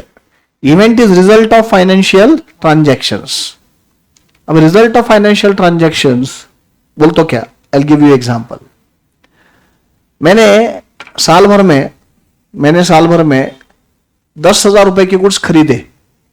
I bought goods worth rupees 10,000. मेरे को बोलो purchase of goods क्या रहेगा, financial transaction रहेगा। 10,000 के goods मैंने खरीदे तो इट इज फाइनेंशियल ट्रांजैक्शन। वो 10,000 रुपए के गुड्स जो खरीदे उसमें से 8,000 रुपए के गुड्स मैंने बेच दिए। अब गुड्स का बेचना क्या रहेगा, फाइनेंशियल ट्रांजैक्शंस रहेंगे। थोड़ा दिमाग लगाओ बेटा, अपने आप समझ जाओगे। 10,000 रुपए के गुड्स खरीदे, 8,000 रुपए के गुड्स बेचे, तो मेरे पास 2,000 का क्लोजिंग स्टॉक बच गया। I am left with a stock of 2,000 rupees. ये 2,000 का स्टॉक बच गया, ये क्या है, इवेंट है। What is it, event. It is result of financial transactions. 10,000 के गुड्स खरीदे, 8,000 के बेच दिए, तो 2,000 बच गए। तो उसका भी तो अकाउंटिंग करते ना आप, क्लोजिंग स्टॉक का। क्या करते फाइनल अकाउंट्स में क्लोजिंग स्टॉक, ट्रेडिंग अकाउंट के क्रेडिट साइड में लेते by closing stock and balance sheet के एसेट साइड में लेते। तो उसका अकाउंटिंग करते या नहीं करते, करते हैं ना। तो वो ट्रांजैक्शन है कि इवेंट है, इवेंट हुआ नहीं है। तो क्लोजिंग, मेरे पास उतना स्टॉक बच गया है, ये क्या है, इवेंट है। It is result of the transactions. अच्छा, और एक सिंपल एग्जांपल देता हूं, वन मोर एग्जांपल। साल भर में मुझे 50,000 रुपए का इनकम हुआ, साल भर में मुझे 50,000 का इनकम हुआ और मेरा 40,000 के एक्सपेंसेस हुए। अब इनकम होना ने एक्सपेंसेस पे करना, ये फाइनेंशियल ट्रांजैक्शन है। बट साल के एंड में जब मैं P&L अकाउंट बनाऊंगा तो आई will be left with a net profit of 10,000। अब ये 10,000 का रुपए का जो नेट प्रॉफिट बच गया है, ये मेरे लिए इवेंट हो गया। उसका भी तो अकाउंट फॉर करते ना हम, प्रॉफिट आप अकाउंट फॉर करते कि नहीं करते, और उसके लिए तो सब चल रहा है। तो ऑब्वियसली इट इज अकाउंटेड। सो जो नेट प्रॉफिट रह गया या जो नेट लॉस आता है, ये क्या है, इवेंट है। What is it, event. So events are results of financial transactions. We are left with a closing stock of this amount, we earn net profit of this much और we suffered a loss of this much, या any happening, कुछ happening हो गया तो उसकी वजह से भी हम अकाउंटिंग करते हैं, कुछ इवेंट हो जाता है। मतलब क्या, आग लग गई, 2 लाख रुपए का स्टॉक जल गया, loss due to fire 2 lakh. अब loss due to fire 2 lakh ये ट्रांजैक्शन है क्या, does it involve any give and take. आग को हमने गुड्स दिए, उसने लॉस किया। Is it any business transaction, it's no not, it's not a business transaction, but then we account for that. उस लॉस का अकाउंटिंग करते कि नहीं करते। So that is an event, that is an event. Depreciation, decrease in the value of asset. अब asset use करने की वजह से उसकी वैल्यू कम हो गई, अब इवेंट है ना वो, we should account for that. उसका भी अकाउंटिंग करते हैं हम। तो हम अकाउंटिंग किसका किसका करते हैं, business transactions and events. What do you mean by business और commercial transactions, transactions involving money or money's worth. And what do you mean by events, results of the financial transactions. जा रहा दिमाग में बेटा, सिंपल सिंपल चीजें दिमाग में रखो, तुम बहुत कॉम्प्लिकेशंस में मत जाओ। सिंपल वर्ड्स में अपने को जैसे समझ में आता है वैसे दिमाग में रखो। एनी प्रॉब्लम इन दिस, और नहीं समझा तो नहीं बोलो, मैं और एग्जांपल दे सकता हूं और समझा सकता हूं। और थोड़ा सा ना बेटा एक्टिव रहो क्लास में। तुम जितना रिस्पॉन्सिव रहोगे ना उतना ज्यादा तुमको भी एंजॉयमेंट होगा। या तो क्या हो जाता है ना कि बच्चे रिस्पॉन्सिव नहीं रहे तो प्रोफेसर का भी मोटिवेशन डाउन हो जाता है फिर सिखाने का। तो हाँ ना कुछ थोड़े एक्सप्रेशन दे सकते हैं एकदम आपण यांना पायलट का ऐसा चेहरा बना के मत बैठो, है ना। ऐसे फील मत आने दो कि भाई यहाँ राहुल गांधी की सभा चल रही तुमको मार के बैठा है जबरदस्ती ला के। हाँ, any problem in this? Tell me what is accounting? Accounting is an art of recording, classifying, summarizing, analyzing, and interpreting the financial transactions and events in a systematic manner. Recording is nothing but recording of business transactions in journal. Classifying is nothing but posting the entries from journal to ledger. Summarizing is nothing but drawing trial balance. Analyzing is nothing but preparing financial statements, and interpretation is done by users of financial statements, and users of financial statements include internal and external. Internal में कौन कौन आ रहे हैं? Employees, directors, owners. External में कौन कौन आ रहे हैं? Government, providers of finance, competitors. Accounting हम किसका किसका करते हैं?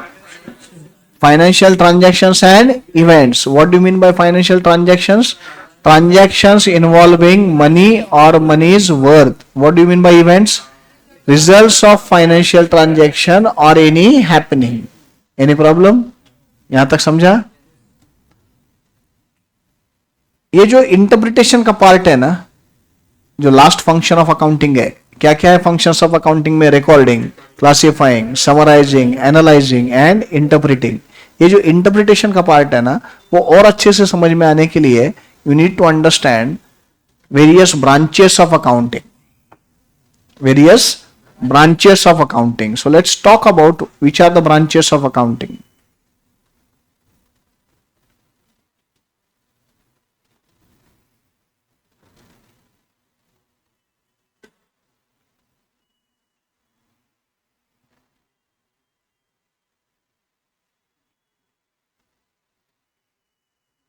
इलेवेंथ ट्वेल्थ में जिस तरीके से अपने पास सिखाया जाता है उसको ज्यादा गाली देने में टाइम नहीं डालेंगे अपन, बट फैक्ट ये है कि ये सब इलेवेंथ में बहुत डिटेल में सिखाना चाहिए।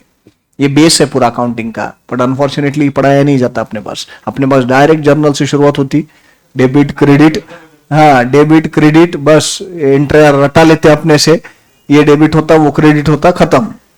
थोड़ा बेसिक में जाके पढ़ाएंगे ना तो अपना बेस पक्का हो गया ना, आगे दिक्कत नहीं जाती। ये सब चीजें फाउंडेशन में सिखाने की है ही नहीं भाई। ये तुम 2 साल अकाउंट सीख के आए हो कॉमर्स के जो है, तो आपको ये सब मालूम रहना आप एक्सपेक्टेड है, बट प्रॉब्लम ये है कि अपने पास ये सिखाते ही नहीं है। नहीं, इसमें तुम्हारा कोई दोष नहीं है, सिस्टम का फॉल्ट है ये। Broadly the branches of accounting जो है, अपन 5 अलग अलग ब्रांचेस डिस्कस करेंगे। ये 5 में से कुछ जो है वो ट्रेडिशनल ब्रांचेस ऑफ अकाउंटिंग माने जाते हैं और कुछ मॉडर्न ब्रांचेस माने जाते हैं।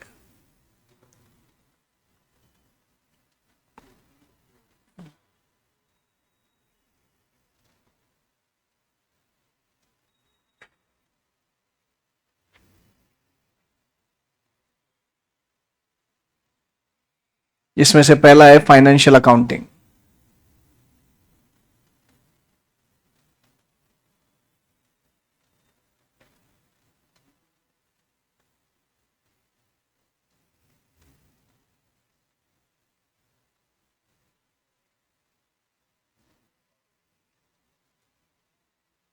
Cost accounting.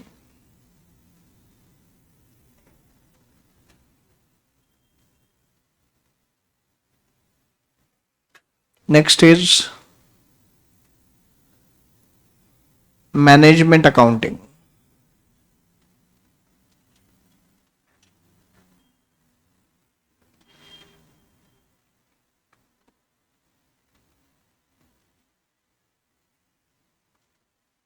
Social responsibility accounting.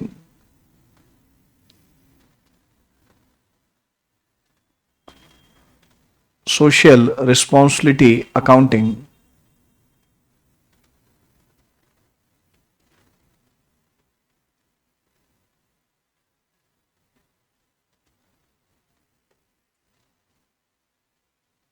Social human resource accounting,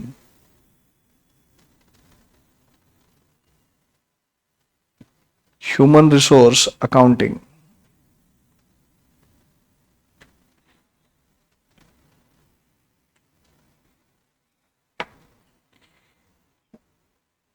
eleventh twelfth में जो अकाउंट सीखा, जिन्होंने भी सीखा उन्होंने, आपने फाइनेंशियल अकाउंटिंग सीखा हुआ है।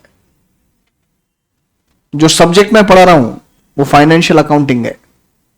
बाकी के जो 4 ब्रांचेस है ये अपने इस सब्जेक्ट में कवर नहीं होते। तो first let us understand what is financial accounting, फिर जाएंगे बाकी के ब्रांचेस भी समझेंगे क्या है। But let us talk first about financial accounting. अब फाइनेंशियल अकाउंटिंग का मतलब क्या, what do you mean by financial accounting? तो बेटा अभी अपन ने ऊपर जो अकाउंटिंग समझा ना, ये अकाउंटिंग के डेफिनेशन में फाइनेंशियल स्टेटमेंट्स तक का जो पार्ट है, बोलते up to preparation of financial statements, it is covered under financial accounting. मतलब you record the business transactions in journal, from journal you classify them into ledgers, from ledgers you prepare trial balance, and on the basis of trial balance you prepare financial statements. तो वहां तक का part जो है, मतलब पहले 4 functions, recording, classifying, summarising and analysing, यहां तक का पार्ट जो है that is covered in financial accounting. वो फाइनेंशियल अकाउंटिंग का पार्ट हो गया। फाइनेंशियल अकाउंटिंग में सिर्फ हम फाइनेंशियल स्टेटमेंट्स बनाने तक ही आते हैं, उसके आगे नहीं जाते हम लोग। Have you ever seen in 11th and 12th कि तुम्हारा प्रॉफिट कितना आया, उसके ऊपर कहीं तुमने कुछ कमेंट किया है या उसको फर्दर कुछ तुमने इंटरप्रिटेशन किया है? कभी कैपिटल के साथ प्रॉफिट कितना, इसका कंपैरिजन वगैरह ऐसे कुछ किया 11th 12th में? 11th 12th में हमने सिर्फ क्या किया, जो भी ट्रांजेक्शन्स हुए उनको जर्नल में रिकॉर्ड किया, जर्नल से उनको हम लेजर में ले गए, लेजर से हमने ट्रायल बैलेंस बनाया, ट्रायल बैलेंस की बेसिस पे फाइनल अकाउंट्स बनाए। वहीं तक का पोर्शन फाइनेंशियल अकाउंटिंग में कवर होता है। सो what is financial accounting? Financial accounting is maintaining the basic records under double entry bookkeeping system and then arriving at financial performance and financial position. Financial performance and position का मतलब भी financial statements। कि तो financial statement में क्या क्या आता है? P&L account and balance sheet. P&L will give you financial performance, बोलते हो net profit, net loss भी हो सकता है, profitability मतलब financial performance, and balance sheet gives you financial position। तो वहां तक का पार्ट फाइनेंशियल अकाउंटिंग में कवर होता है, उसके आगे का पार्ट कवर नहीं होता। So financial accounting is our subject which we studied till date, wherein we arrive at financial position and financial performance, we prepare financial statements. तो वहां तक का पार्ट कवर हो रहा है तुम्हारे फाइनेंशियल अकाउंटिंग में। अब ये जो बाकी के ब्रांचेस है, ये तुम आगे जाके इंटरमीडिएट लेवल पे, फाइनल लेवल पे सीखोगे। जैसे कॉस्ट अकाउंटिंग की बात करें तो इंटरमीडिएट लेवल पे सेपरेट सब्जेक्ट है कॉस्ट अकाउंटिंग, जिसको कॉस्टिंग बोल के जाना जाता है। So that is a separate subject. अब क्या रहता कॉस्ट अकाउंटिंग, एक जनरल सिर्फ आइडिया देता हूं तुमको, बहुत डिटेल में नहीं जाएंगे अपन, बट एक जनरल आइडिया देता हूं। समझो फॉर एग्जाम्पल सेक, मैं इन बॉटल्स का मैन्युफैक्चरर हूं, ये बॉटल्स मैं प्रोड्यूस कर रहा हूं, I am manufacturing this bottles. अब मेरे को बोलो ये बॉटल्स अगर मैं मैन्युफैक्चर कर रहा हूं, तो ये बिजनेस स्टार्ट करने के पहले या जब मैं बिजनेस कर रहा हूं, तो मैं एक स्टैंडर्ड कंडीशंस में ये बॉटल बनाने का कॉस्ट कितना है वगैरह देखता रहूंगा ना, कि भाई जो रॉ मटेरियल लग रहा है वो रॉ मटेरियल का कॉस्ट कितना, उसमें जो भी स्टोर्स कंज्यूमेबल्स यूज होते हैं प्रोडक्शन प्रोसेस में उसका कॉस्ट कितना है, लेबर का कॉस्ट कितना है, बाकी खर्चे कितने होने वाले हैं, एंड ओवरऑल कॉस्ट कितना होना चाहिए, इसका कुछ ना कुछ तो अंदाज अपन लेते रहेंगे ना बिजनेस कर रहे तो। अब मेरे को बोलो बेटा 11th 12th में कभी भी, any time in 11th and 12th, आपने कभी ये डिस्कशन किया या इसका अकाउंटिंग किया कि तुम्हारा कॉस्ट जो लगा है वो कम हुआ है या ज्यादा हुआ है? Have you ever accounted for excess cost हो गया या लो कॉस्ट हो गया, ऐसा कभी कहीं कुछ आया क्या? Answer is no. Answer is no. The reason being हम 11th 12th में फाइनेंशियल अकाउंटिंग में थे, फाइनेंशियल अकाउंटिंग में जो खर्चा हुआ इतना आ गया, वो कम है कि ज्यादा है, ये सब एनालिसिस करते बैठते क्या अपन? Answer is no. वो एनालिसिस पूरा कहां होता है? कॉस्ट अकाउंटिंग में होता है कि भाई रॉ मटेरियल का कॉस्ट लगना चाहिए था इसको बनाने के लिए 4 रुपए पर बॉटल, समझो एक एग्जांपल के लिए 4 रुपए, अब मेरे को लगा 4.5 रुपए। अब 11th-12th में जब मैं P&L बनाया तो मैंने क्या किया? 4.5 रुपए डायरेक्टली P&L को डेबिट कर दिए, ट्रेडिंग में जहां पे भी आएगा। मैंने दिमाग लगाया क्या? नहीं नहीं, ज्यादा क्यों लगा? क्यों? That is not done, that is interpretation. Interpretation is not done in financial accounting, that is done under different branches of accounting. One of the branches is cost accounting. दो टाइप के प्राइमरीली, वैसे तो बहुत सारे अलग अलग types कर सकते हैं कॉस्ट के, बट दो टाइप के cost mainly, fixed cost and variable cost. Fixed cost बोल तो विच रिमेन फिक्स्ड, वेरिएबल बोल तो which very along with level of output. Best example I can give you, ये क्लासरूम का रेंट फिक्स्ड है कि वेरिएबल है? फिक्स्ड है। अब इस क्लासरूम में 25 बच्चे बैठे हैं, 250 बच्चे बैठे हैं कि 2500 बच्चे बैठे, फर्क पड़ता क्या? रेंट फिक्स्ड है। अब इसमें ठूस ठूस के में 1000 बच्चे बैठा है, रेंट तो उतना लगना है ना, और इसमें मैं 5 बच्चों को पढ़ा रहा तो भी रेंट उतना लगना है ना। So that is fixed cost. वो क्या है? Fixed cost. अब तुमको जो स्टडी मटेरियल मैंने दिया, ये क्या है? ये वेरिएबल कॉस्ट है। क्यों? अब जितने बच्चे उतने ही दूंगा ना वेरिएबल। अब 5 बच्चे क्लास में है तो 5 ही दूंगा ना, 25 है तो 25 दूंगा, 250 है तो 250 दूंगा, और 1000 बच्चे तो 1000, तो वो वेरिएबल कॉस्ट हो गया। अब थोड़ा सा फिर से 11th-12th में ले जाता हूं तुमको, याद करो कहीं पे भी तुमने ऐसे कुछ कॉस्ट का बाइफर्केशन किया था क्या? बिल्कुल भी नहीं। हमने क्या किया? कितना कॉस्ट लगा? रेंट, हाँ करो डेबिट P&L को। मटेरियल कॉस्ट कितना लगा? कर डेबिट P&L को। Have you ever considered whether this is fixed, variable और सेमी फिक्स, सेमी वेरिएबल, ऐसा कुछ किया? ये सब कहां होता है? कॉस्ट अकाउंटिंग में होता है। So that is a separate branch of accounting wherein cost related issues will be dealt with. Financial accounting में ये सब नहीं करते हम। फाइनेंशियल अकाउंटिंग में स्ट्रेट अवे जितना कॉस्ट लग गया P&L को डेबिट कर देते।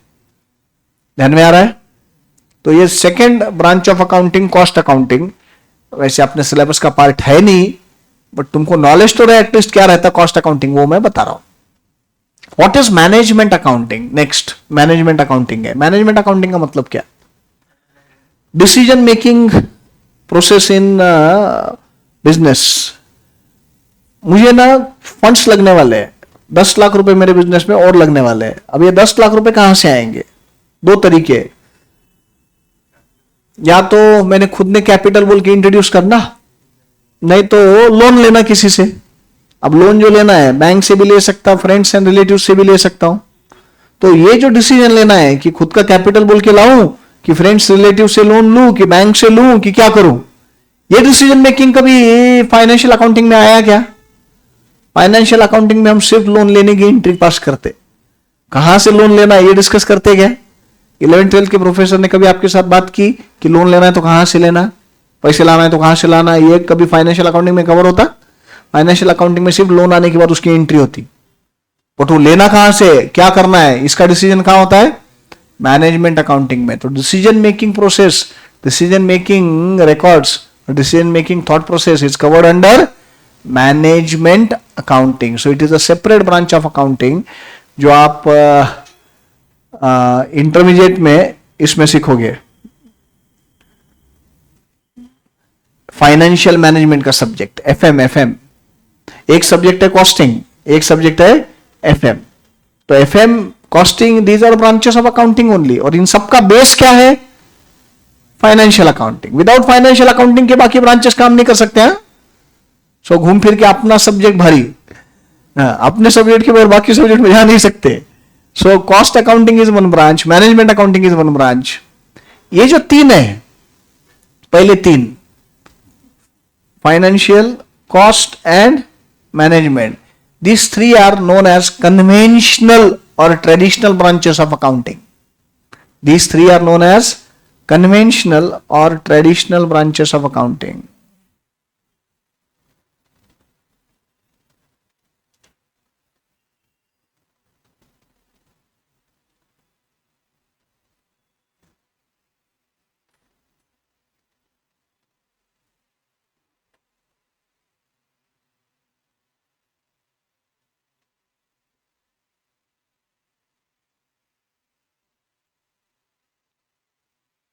और ये आगे के जो दो है, these are known as modern branches of accounting.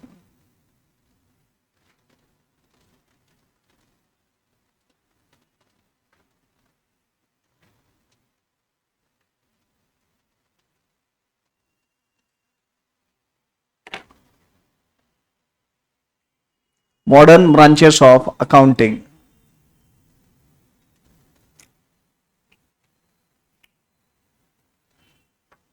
Online में डाउट आ रहा है सर, पेन ड्राइव कहां से परचेस करना है?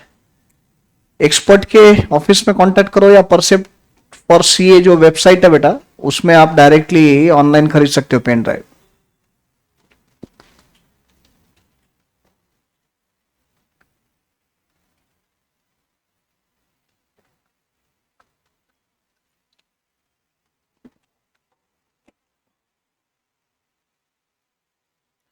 ये जो कन्वेंशनल ब्रांचेस है ये तो ठीक है, एक इन जनरल आइडिया अपने को आ जाता है कि कॉस्ट अकाउंटिंग बोल तो कॉस्टिंग रिलेटेड इश्यू जो भी रहेंगे कॉस्ट के रिलेटेड वो वहां कवर होंगे।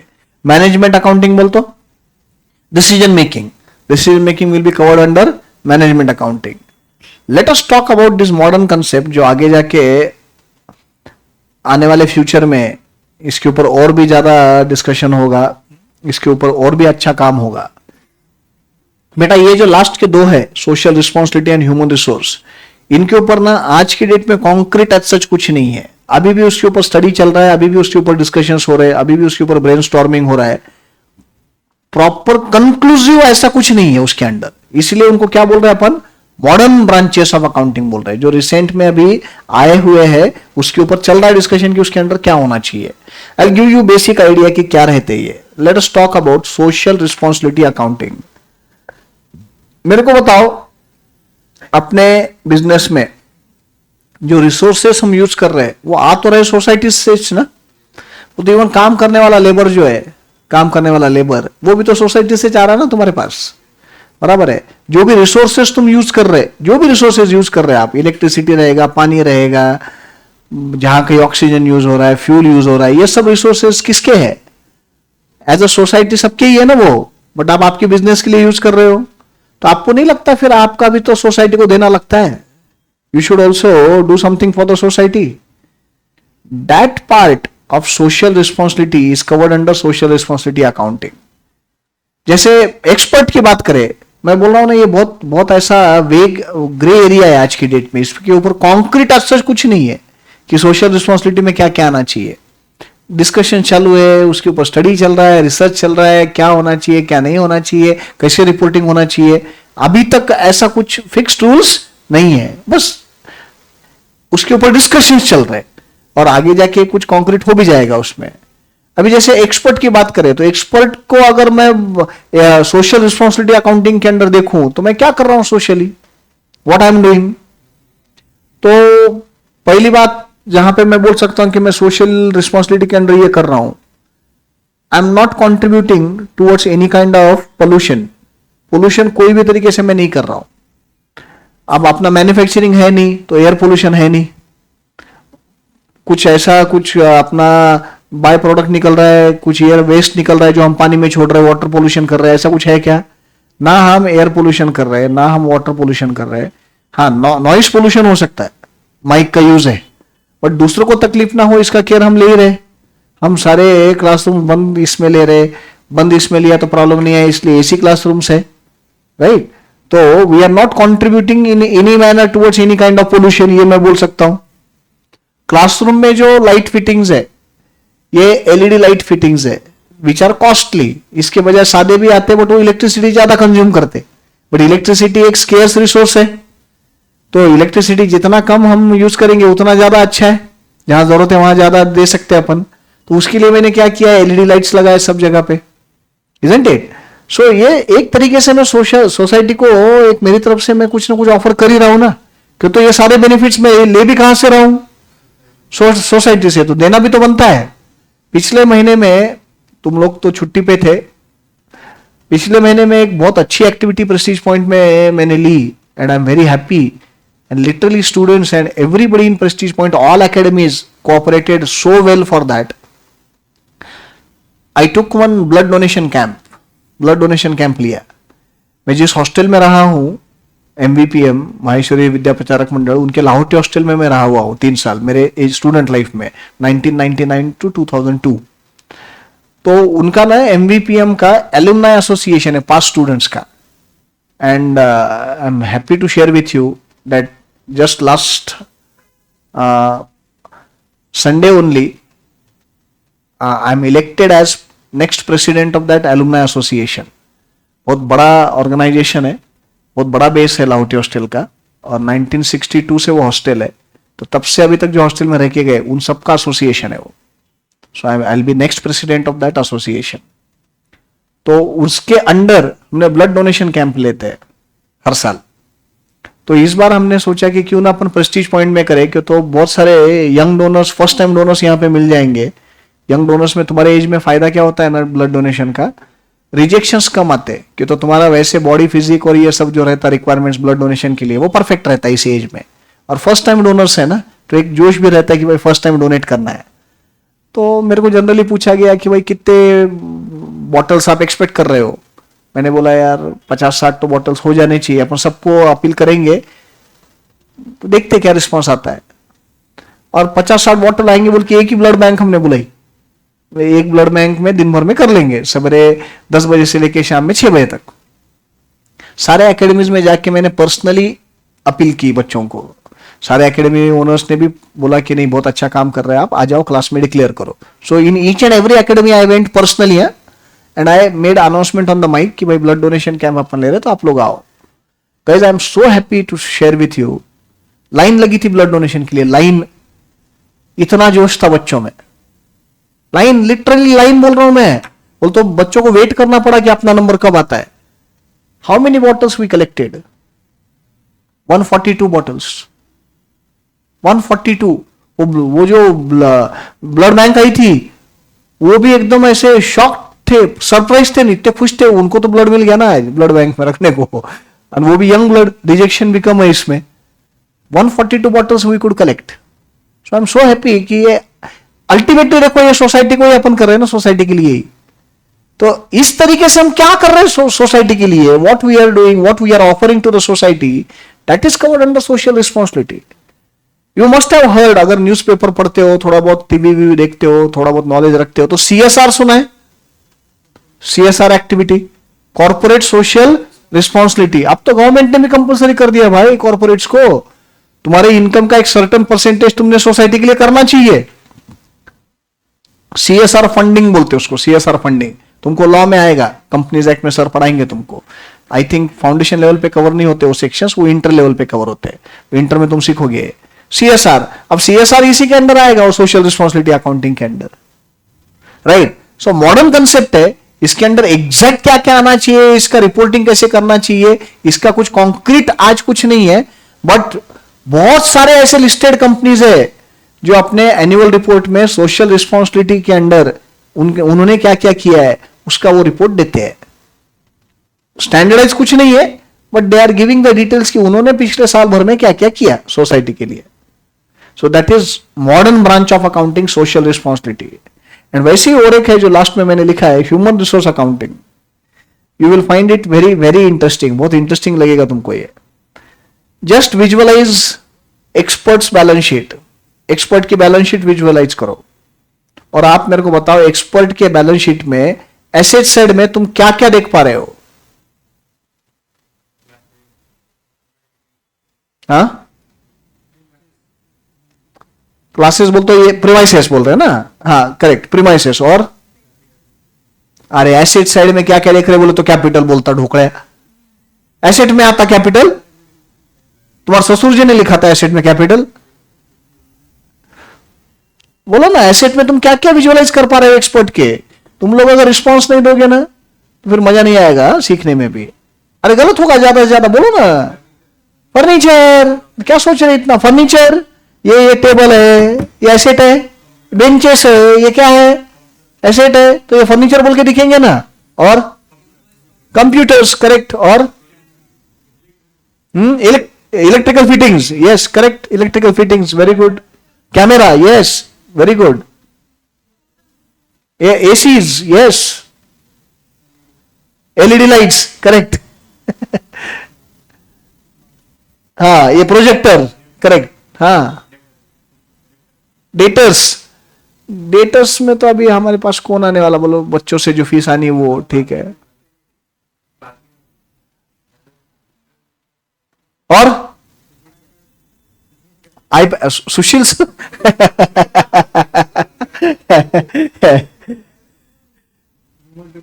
पॉइंट तो तेरा बराबर है और उसी पे अपन आ रहे हैं, बट सुशील सर कैसे क्या दिखाएंगे रे एसेट साइड में, दिखाते क्या? That's exactly the point we need to discuss. जो भी हम दिखाते हैं एसेट साइड में, सारे नॉन ह्यूमन एसेट्स दिखा रहे हैं अपन। All non human assets we are showing in the balance sheet. Furniture, benches, projector, AC, electrical fittings, camera, ACs, furniture, ये सब नॉन ह्यूमन एसेट्स हो गए ना। अब इमेजिन करो ये सब है, मस्त क्लासरूम है, मस्त मौसम है, मस्त दिखता है, हरियाली हरियाली, मस्त जोरदार है एकदम, है सब बढ़िया, एसी भी है, मजा आता है एकदम, ऐसा गर्मी भी नहीं लगती है ना। दोपहर में खाना खाने के बाद तो मस्त एक बार का 2-5 मिनट का, खाना खाने के पहले भी सो गया 2-5 मिनट, सो मस्त है ना एकदम। अब मेरे को बोलो, अगर यहां पे मैं ही नहीं हूं तो तुम आके बैठते करो यहां। अगर यहां प्रोफेसर ही नहीं है तो कोई काम का है क्या ये? आदमी एक आध बार आके बैठेगा देखने के लिए, क्या है, रोज आके बैठते क्या तुम यहां? तुमने एडमिशन इसलिए लिया क्या कि क्लासरूम बहुत मस्त है? क्यों लिया एडमिशन? किसी ने तो भी समझाया रहेगा ना कि भाई यहां के प्रोफेसर्स अच्छे पढ़ाते हैं, ऑब्वियसली फीडबैक लेके आए ना कि वही वाली बात, बाबा जी प्रवचन मस्त देते हैं। वो तो इन शॉर्ट हमारी टीचिंग स्किल्स, ह्यूमन एसेट, ये भी तो बहुत इंपॉर्टेंट है ना। बैलेंस शीट में दिखाते क्या तुम?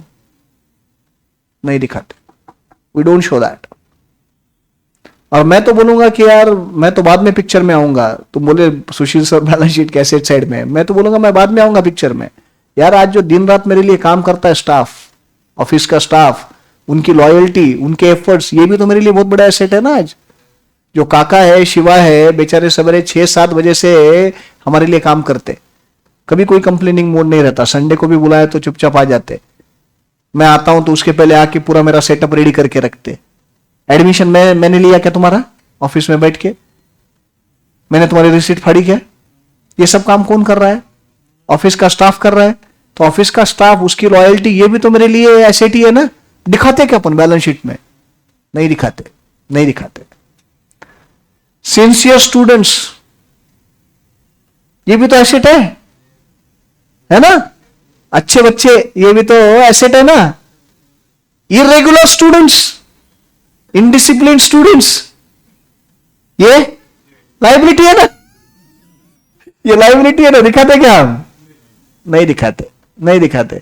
इन short we only consider non human accounting items. We never take into consideration human assets. Human assets को हम कंसिडर ही नहीं करते। और वो जो ह्यूमन रिसोर्स अकाउंटिंग है, ये ह्यूमन रिसोर्स अकाउंटिंग में हम लोग ह्यूमन एसेट्स की ही बात करते हैं। उसके अपने चैलेंजेस है बेटा ह्यूमन एसेट्स के। अभी आपने बोला सुशील सर को एसेट साइड में दिखाओ, वैल्यूएशन कैसे करे? सुशील सर का वैल्यूएशन कैसे करे? उसके भी कुछ मॉडल्स हैं बने हुए कि कैसे वैल्यूएशन करने का, बट हर वैल्यूएशन मॉडल के अपने मेरिट्स है तो डीमेरिट्स भी है, प्रोज है तो कॉन्स भी है। तो कैसे करे ना, मतलब उसके ऊपर कॉन्क्रीट अभी तक कुछ हुआ नहीं है, डिस्कशन चालू है, बट अभी तक कॉन्क्रीट एज सच कुछ हुआ नहीं। क्यों? तो वो सब्जेक्टिव है ना रे। अभी कैसे रहता है, एक्सपीरियंस के साथ आदमी और अच्छा मैच्योर होते जाता है, तो एक्सपीरियंस के साथ में उसका वैल्यूएशन बढ़ना चाहिए। But at the same time यार, जैसे जैसे एज बढ़ता है, इफिशियंसी भी तो कम होते जाता है। और आजकल की जनरेशन को तो टीचर्स ऐसे चाहिए जो रोज क्लास में धांगड़ धिंगा करे, हाँ, रोज तुमको पसंद आया ऐसी बातें करे। अब मेरे जैसे कि तो मैं तो डायनासोर हूं इस फील्ड का, है ना। अभी तो बच्चों को एक्सपेक्टेशन रहते कि क्लास में कुछ तो वल्गर बातें हो, क्लास में कुछ तो डबल मीनिंग बातें हो, तो एंजॉय करते बच्चे आजकल। अब ये मेरे से तो होगा नहीं, तो अभी ऐसे केस में फिर मेरा वैल्यूएशन कम करना पड़ेगा। कैसे करें वैल्यूएशन? एक्सपीरियंस वाइज वैल्यूएशन बहुत भारी है। Oldest teacher in Prestige point who is teaching, 20 साल से ज्यादा हो गया मैं पढ़ा रहा हूं, तो ओल्डेस्ट टीचर बोल के एक्सपीरियंस वाइज तुम्हारा वैल्यूएशन बहुत होना चाहिए। अरे बट डायनासोर आउटडेटेड हो गया बोल के कम भी कर दोगे। ध्यान में आ रहा है प्रॉब्लम्स कैसे आते हैं? तो उसके ऊपर कॉन्क्रीट एज सच कुछ नहीं है, कॉन्क्रीट एज सच कुछ नहीं है। डिस्कशंस, रिसर्च, स्टडी चल रहे उसके ऊपर भी, लेकिन एनुअल रिपोर्ट्स में कंपनीज आजकल रिपोर्टिंग करने लग गई कि उनका ह्यूमन रिसोर्स का क्या एग्जैक्टली वो कैसे डील कर रहे, क्या कर रहे। So these two last two are modern branches of accounting, ये मॉडर्न ब्रांचेस है। सो ट्रेडिशनल ब्रांचेस में 3, financial accounting, cost accounting, management accounting, and modern branches में social responsibility and human resource. ये सब तुमको नॉलेज के लिए मैंने बता दिया। But now coming to most important part, अपना syllabus, and that is financial accounting. तो सुशील सर से आप फाइनेंशियल अकाउंटिंग ही सीखो। कॉस्ट अकाउंटिंग सीखने के लिए फाउंडेशन पास होना पड़ेगा, इंटर में एक अलग सब्जेक्ट बोल के आएगा। मैनेजमेंट अकाउंटिंग सीखने के लिए भी आपको इंटर में आके अलग सब्जेक्ट में इंटर होना पड़ेगा। बट सबका बेस मैं बोलता हूं फाइनेंशियल अकाउंटिंग है ना। तो ये बेस पक्का करना तो बाकी के सब्जेक्ट आसानी हो जाएंगे। जमतंय? डोक्यात जातंय? येतंय? किती लोकांना मराठी नाही कळत? सॉरी, कितने लोगों को मराठी नहीं समझता? अरे अभी तो आनी चाहिए ना तेरे को, अब इतने दिन से इधर है महाराष्ट्र में, तू नहीं रे, नहीं आ रही अभी भी? थोड़ा बहुत भी समझ में आता है, बोलने नहीं आता लेकिन समझ में आता है। तू कहां से है?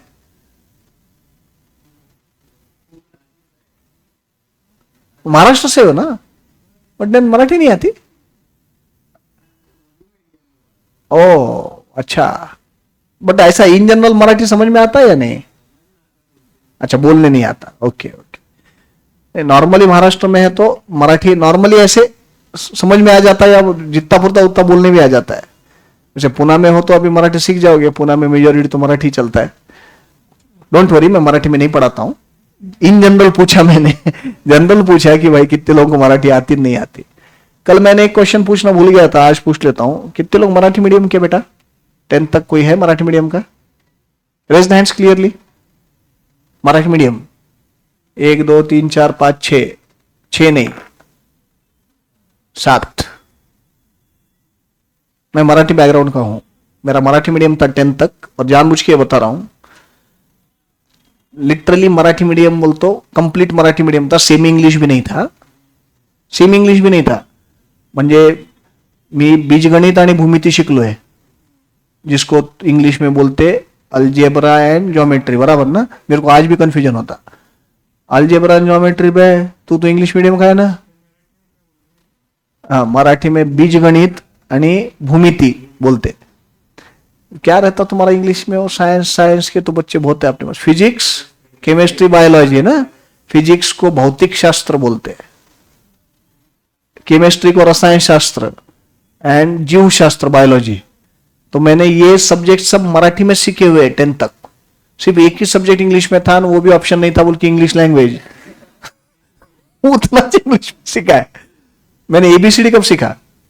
5th स्टैंडर्ड में। हाँ, 5th स्टैंडर्ड में पहली बार। बट कल और आज में ऐसे कुछ लगा कि मैं मराठी मीडियम का हूं, मैं नहीं बोलता तो समझ में आता? नहीं नहीं, एक मिनट, डोंट मिसअंडरस्टैंड मी। मैं कोई मेरी यहाँ पे बोस्टिंग करने के लिए, तारीफ करने के लिए नहीं बता रहा हूँ। ये बोलने का रीजन ये है कि जो मराठी मीडियम के बच्चे हैं, ऐसा कुछ नहीं रहता बेटा कि अपन ने कुछ गुनाह किया है। Now you are from Urdu medium, कोई प्रॉब्लम नहीं है, उर्दू के है या मराठी मीडियम के है, इससे कोई फर्क नहीं पड़ता। बट एक चीज जरूर मैं बोलूंगा तुमको, एक चीज जरूर बोलूंगा, ठीक है आज तक अपना इंग्लिश मीडियम नहीं था, बट अब बेटा इंग्लिश अपने को डेवलप करनी पड़ेगी, क्यों? तो चॉइस नहीं है, पेपर लिखना तो इंग्लिश में है ना, उसके लिए चॉइस नहीं है अपने पास। अपन मराठी में पेपर लिख नहीं पाएंगे, उर्दू में पेपर लिख नहीं पाएंगे ना अपन, तो अब अपने को इंग्लिश डेवलप करना पड़ेगा। You need to develop it. और ये पर्सनल एक्सपीरियंस इसलिए बोल रहा हूं, इवन विनोद सर ने बताया या नहीं मुझे मालूम नहीं, विनोद सर भी मराठी मीडियम के ही है। Even Vinod sir is from Marathi medium, हम दोनों भी 10th तक कंप्लीट मराठी मीडियम के। तो अब मराठी ये अपन कितने साल तक उसको अपन अपना कंस्टेंट बोल के साथ में लेके चलेंगे ना। इंग्लिश अभी करना है तो करना है, और कुछ ऐसा डिफिकल्ट है नहीं, मन पे लिया तो सब हो जाता है। छोटी छोटी सी बातें है वो अगर की तो हो जाती है। और जो मैंने फॉलो किया था मेरे लाइफ में, इनिशियली जब मैं 11th में इंग्लिश मीडियम लिया, मुझे लिटरली छोटे छोटे स्पेलिंग्स भी नहीं आते थे। बाजू वाले के नोटबुक में देखता था, फिर वो हंसते थे, देखो ये टॉपर रह के भी देख रहा है। अब भाई मेरा गुनाह थोड़ी था, मैं मराठी मीडियम से हूं। फिर डिसाइड किया कि ऐसा नहीं चलेगा, अपने को डेवलप तो करना पड़ेगा। Every day I use to read, and today also that habit continues, English newspaper for at least 15 minutes. दूसरा कुछ मत करो, तुम्हारा इंग्लिश डेवलप हो जाता है। रोज का 15 मिनट इंग्लिश न्यूज़पेपर पढ़ने का। आजकल बच्चों को रीडिंग की हैबिट ही नहीं रही है, वो सबसे बड़ा प्रॉब्लम है।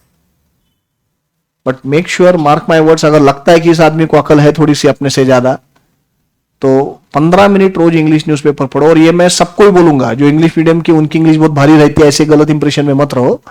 हाँ ऐसा कुछ नहीं है, आई मीन टू से कि ये सबके लिए है, और मराठी मीडियम के लिए तो ये मस्ट है, मस्ट। रोज बेटा 15 मिनट निकालो। और वो आजकल बच्चे एक्सक्यूज देते हैं, हम मोबाइल में पढ़ लेते। मोबाइल में नहीं, इंग्लिश न्यूज़पेपर का सब्सक्रिप्शन लेने का, रोज पेपर मंगवाने का घर पे, जहां पे रूम पे रहते हो, और टाइम देके 15-20 मिनट इंग्लिश न्यूज़पेपर पढ़ने का।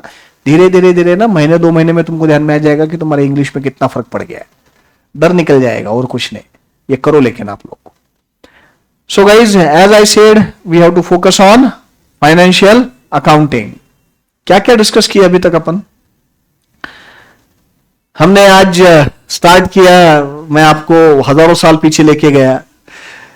Old Mesopotamian records, Greek records की हमने बात की, और ग्रीक रिकॉर्ड्स में हमने देखा कि अकाउंटिंग के रेफरेंसेस है, नंबर्स लिखे हुए, वो रिकॉर्ड्स हजारों साल पुराने आज भी है मेंटेन किए हुए। वहां से हम आए महाभारत, रामायण पहुंचे, राम जी का दर्शन लिया। वहां से हम और 1000 साल आगे आए, हम महाभारत में चले गए, और हमने कृष्ण का अवतार भी देख लिया। हर जगह पे आपको अकाउंटिंग के रेफरेंसेस मिले। और थोड़ा सा आगे आए, 2000 साल पुराने कौटिल्य की बात हमने की, आर्य चाणक्य की बात की। फिर आगे आए, पैसियोली जी मिले अपने को, और पैसियोली जी मिले, उस पे हमने समझा कि double entry book keeping system उन्होंने इंट्रोड्यूस किया। So he is known as father of double entry book keeping system. हमने ये भी समझा कि ये जो फॉर्मेट्स हम यूज करते हैं अकाउंटिंग में, ये कोई रातों रात नहीं आए हुए। Over a period of time वो जैसे जैसे रिक्वायरमेंट आती गई, उस हिसाब से, कन्वीनियंस के हिसाब से उसमें चेंजेस होते गए, और एक वेल स्ट्रक्चर्ड फॉर्मेट आज अपने पास है, which we are following under double entry. Then we spoke about the definition of accounting, and definition of accounting में the definition of AICPA, American Institute of Certified Public Accountants, that is AICPA. What is the definition of AICPA? Accounting is an art of recording, classifying, summarizing, analyzing, and interpreting the financial transactions and events in a systematic manner. रट्टा भी मारने की जरूरत नहीं definition को। ये अगर picture भी याद, ड्राइंग भी याद आ गई क्या किया था सर ने, तो भी ध्यान में आ जाएगा। Recording is nothing but recording in journal. Posting the entries from journal to ledger is classifying. Then summarizing is nothing but posting the entries from ledger into trial balance. Trial balance से हम financial statement बनाते हैं, that is nothing but analyzing. And then interpretation का part, and interpretation is done by various users of financial statements. Users of financial statement में internal and external users. Internal users में कौन कौन आ गए? Employees, directors, owners. External में government, providers of finance, competitors. Accounting हम financial transactions and events का करते हैं। फाइनेंशियल ट्रांजैक्शंस का मतलब ट्रांजैक्शंस इन्वॉल्विंग मनी और money's worth, whereas events are result of financial transactions and और एनी हैपनिंग। फिर हम लोगों ने बात की वेरियस ब्रांचेस ऑफ अकाउंटिंग, और ब्रांचेस ऑफ अकाउंटिंग में हमने देखा there are 3 conventional branches: financial accounting, cost accounting, management accounting. And those 2 modern branches which we discussed were social responsibility accounting and human resource accounting. अपना पूरा focus जो है वो है फाइनेंशियल अकाउंटिंग पे। और फाइनेंशियल अकाउंटिंग में क्या क्या कवर होता है बोला मैंने आपको? प्रिपरेशन ऑफ फाइनेंशियल स्टेटमेंट्स तक का पार्ट, फाइनेंशियल स्टेटमेंट बनाने तक का पार्ट फाइनेंशियल अकाउंटिंग में आएगा। वो तो बिजनेस ट्रांजैक्शन हुआ, उसको तुमने जर्नल में रिकॉर्ड किया, उसको तुमने लेजर में क्लासिफाई किया, उसको तुमने ट्रायल बैलेंस में समराइज किया, एंड फिर आपने फाइनेंशियल स्टेटमेंट में लेके उसका एनालिसिस किया। यहां तक का पार्ट कवर हो रहा है फाइनेंशियल अकाउंटिंग में। तो इसलिए देखो, मैंने जो आपको बता रहा था, बार बार पूछ रहा था, 11th-12th में फाइनल अकाउंट्स के आगे कहीं गए क्या तुम? नहीं जाते कि तो सब्जेक्ट ही फाइनेंशियल अकाउंटिंग का है ना, एंड फाइनेंशियल अकाउंटिंग वहीं तक है, उसके आगे जाता नहीं। उसके आगे जाना है तो अलग ब्रांचेस में जाना पड़ेगा, कॉस्ट अकाउंटिंग में जाना पड़ेगा, मैनेजमेंट अकाउंटिंग में जाना पड़ेगा। But our subject being financial accounting, we have to come up to preparation of financial statements. तो फाइनल अकाउंट बनाने तक का पार्ट अपने सिलेबस पे कवर हो रहा है, अपने सब्जेक्ट में कवर हो रहा है, which is nothing but financial accounting. तो ये फाइनेंशियल अकाउंटिंग को अब अपने को आगे लेके जाना है। फाइनेंशियल अकाउंटिंग में अब सबसे पहले अपन समझेंगे what are the primary records which are maintain under financial accounting. Financial accounting के प्राइमरी रिकॉर्ड्स की बात हम करेंगे। प्राइमरी रिकॉर्ड समझने के लिए फाइनेंशियल अकाउंटिंग के अपने को ट्रांजैक्शंस को दो पोर्शन में डिवाइड करना पड़ेगा, cash transactions and non cash transactions. We have to understand what are cash transactions and what are non cash transactions. Guys, अब इसके आगे मैं जहां कहीं ट्रांजैक्शंस की बात करूंगा तो आई will be speaking about financial transactions only. आज स्टार्ट में समझाने के लिए मैंने ट्रांजैक्शन का मीनिंग तुमको बता दिया कि any kind of give and take, but we account for only business, financial, commercial transactions. तो अब इसके आगे जहां कहीं मैं ट्रांजैक्शन बोल रहा हूं, I am talking about financial transactions only. तो प्राइमरी रिकॉर्ड समझ में आने के लिए डबल एंट्री के अंडर के what we have to do is we have to understand, we need to discuss the two categories of financial transactions, and those two categories are cash transactions and non cash transactions. Let's understand what do you mean by cash transaction. Cash transactions means those transactions which involve immediate cash receipt or immediate cash payment. Immediate cash receipt या cash payment अगर है तो that is cash transactions. And non cash transaction, बहुत बार ना पहली बार जब सीखते, particularly science students पहली बार जब सीखते हैं ना तो कंफ्यूजन होता है, बोलते नॉन कैश ट्रांजैक्शन बोलते मनी और मनी वर्थ नहीं रहेगा ना। हाँ, मैंने क्या बोला, कैश एंड नॉन कैश ये दोनों किसके कैटेगरीज है? फाइनेंशियल ट्रांजैक्शंस के। तो नॉन कैश भी है तो फाइनेंशियल ट्रांजैक्शन ही है। मतलब क्या, सिंपल वर्ड्स में बोलूं तो मैंने 2 महीने के क्रेडिट पे गुड्स परचेस किए, I purchase goods on 2 months credit. इसका मतलब क्या होता है कि गुड्स तो मैंने आज खरीद लिए बट पेमेंट मैं 2 महीने बाद दूंगा, तो है तो फाइनेंशियल ट्रांजैक्शन ही ना, पैसा इन्वॉल्व है ना, सिर्फ पेमेंट 2 महीने बाद है ना। So that becomes non cash transaction, that becomes non cash transaction. Cash transaction का simple example, cash sales. What do you mean by cash sales? Goods sold for cash. बोल तो तुमने गुड्स बेचे, तुरंत कैश ले लिया, वो हो गया कैश सेल, वो हो गया कैश ट्रांजैक्शन। आप गए नीचे और आप नोटबुक लेके आए, तो आपने नोटबुक का जो भी कॉस्ट आएगा 50 रुपए, 75 रुपए, 100 रुपए जो भी है वो आपने दिया और आप नोटबुक खरीद के आए, तो ये क्या हो गया? कैश ट्रांजैक्शन हो गया। It is cash transaction. But let's say you purchase certain goods on 2 months credit, 2 महीने के क्रेडिट पे तुमने गुड्स परचेस किए। अब तुम पे कर रहे क्या तुरंत? कब पे करोगे? 2 महीने के बाद के, तो 2 महीने का क्रेडिट है तो वो हो गया नॉन कैश ट्रांजैक्शन। तो रिकॉर्ड समझ में आने के लिए पहले ये दिमाग में बैठाना जरूरी है कि फाइनेंशियल ट्रांजैक्शंस या तो कैश हो सकते हैं या तो नॉन कैश हो सकते हैं। कैश ट्रांजैक्शन क्या रहते हैं वो अगर दिमाग में बैठा लिया तो नॉन कैश ऑटोमेटिकली आ जाएगा। कैश ट्रांजैक्शन का मतलब which involve either cash receipt और कैश पेमेंट। या तो कैश रिसीट इन्वॉल्व होनी चाहिए या तो कैश पेमेंट इन्वॉल्व होना चाहिए। बेस्ट एग्जांपल, तुमको तुम्हारे किसी दोस्त से 500 रुपए आने थे, तुमको किसी दोस्त से 500 रुपए आने थे और वो दे नहीं रहा है और तुमने बैड डेट बोल के राइट ऑफ करने का डिसाइड किया, वो तो तुम लॉस रिकॉर्ड कर रहे हो। अब इसमें कैश रिसीट है, कैश पेमेंट है क्या? रिसीवेबल बैलेंस था, पैसा आना था, वो अब नहीं आने वाला, तो तुम लॉस बोल के सिर्फ रिकॉर्ड करने वाले ना। तो इसमें रिसीट या पेमेंट है क्या? तो ये कैश ट्रांजैक्शन हुआ कि नॉन कैश हुआ? इट इज कैश और नॉन कैश? बोलो, नॉन कैश। क्या सोच रहे रे? तुमको किसी से 500 रुपए आने हैं, वो तुमको दे नहीं रहा है, तो अब तुमने बोला कि ठीक है छोड़ दो, अब लॉस है ये अपना। तो ये लॉस जो हो रहा है, बैड डेट जिसको बोलते हैं, ये कैश ट्रांजैक्शन कि non cash transaction? Non cash transaction है, बराबर। डेप्रिसिएशन की अपन ने कल बात की सिलेबस डिस्कशन के टाइम पे। डेप्रिसिएशन बोलते decrease in the value of fixed asset.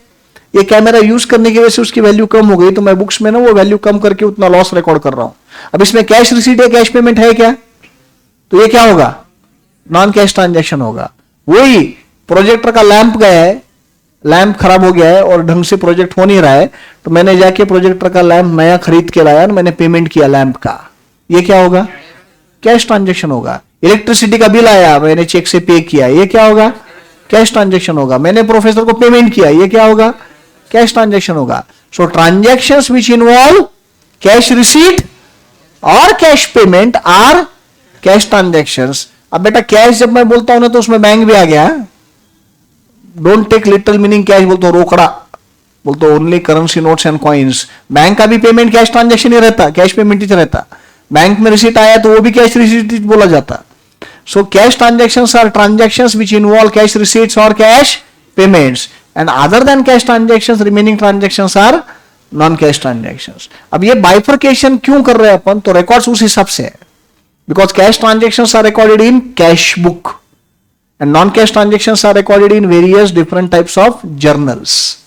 तो कैश ट्रांजेक्शंस के लिए कैश बुक होते हैं, अलग अलग जर्नल्स जो है वो नॉन कैश ट्रांजेक्शंस के लिए होते हैं, और इसलिए कैश और नॉन कैश पहले दिमाग में बैठाना जरूरी है। Is that clear? पक्का? तो क्या रिकॉर्ड्स है, कैसे है, that we will continue next lecture tomorrow. Any confusion in today's discussion? ये सब क्लियर है? पैसियोली जी याद रह जाएंगे? Who is he? Father of double entry bookkeeping system. Any problem? AICPA का long form? American Institute of Certified Public Accountants. Any problem? Yes. See you tomorrow guys. Thank you. Bye bye.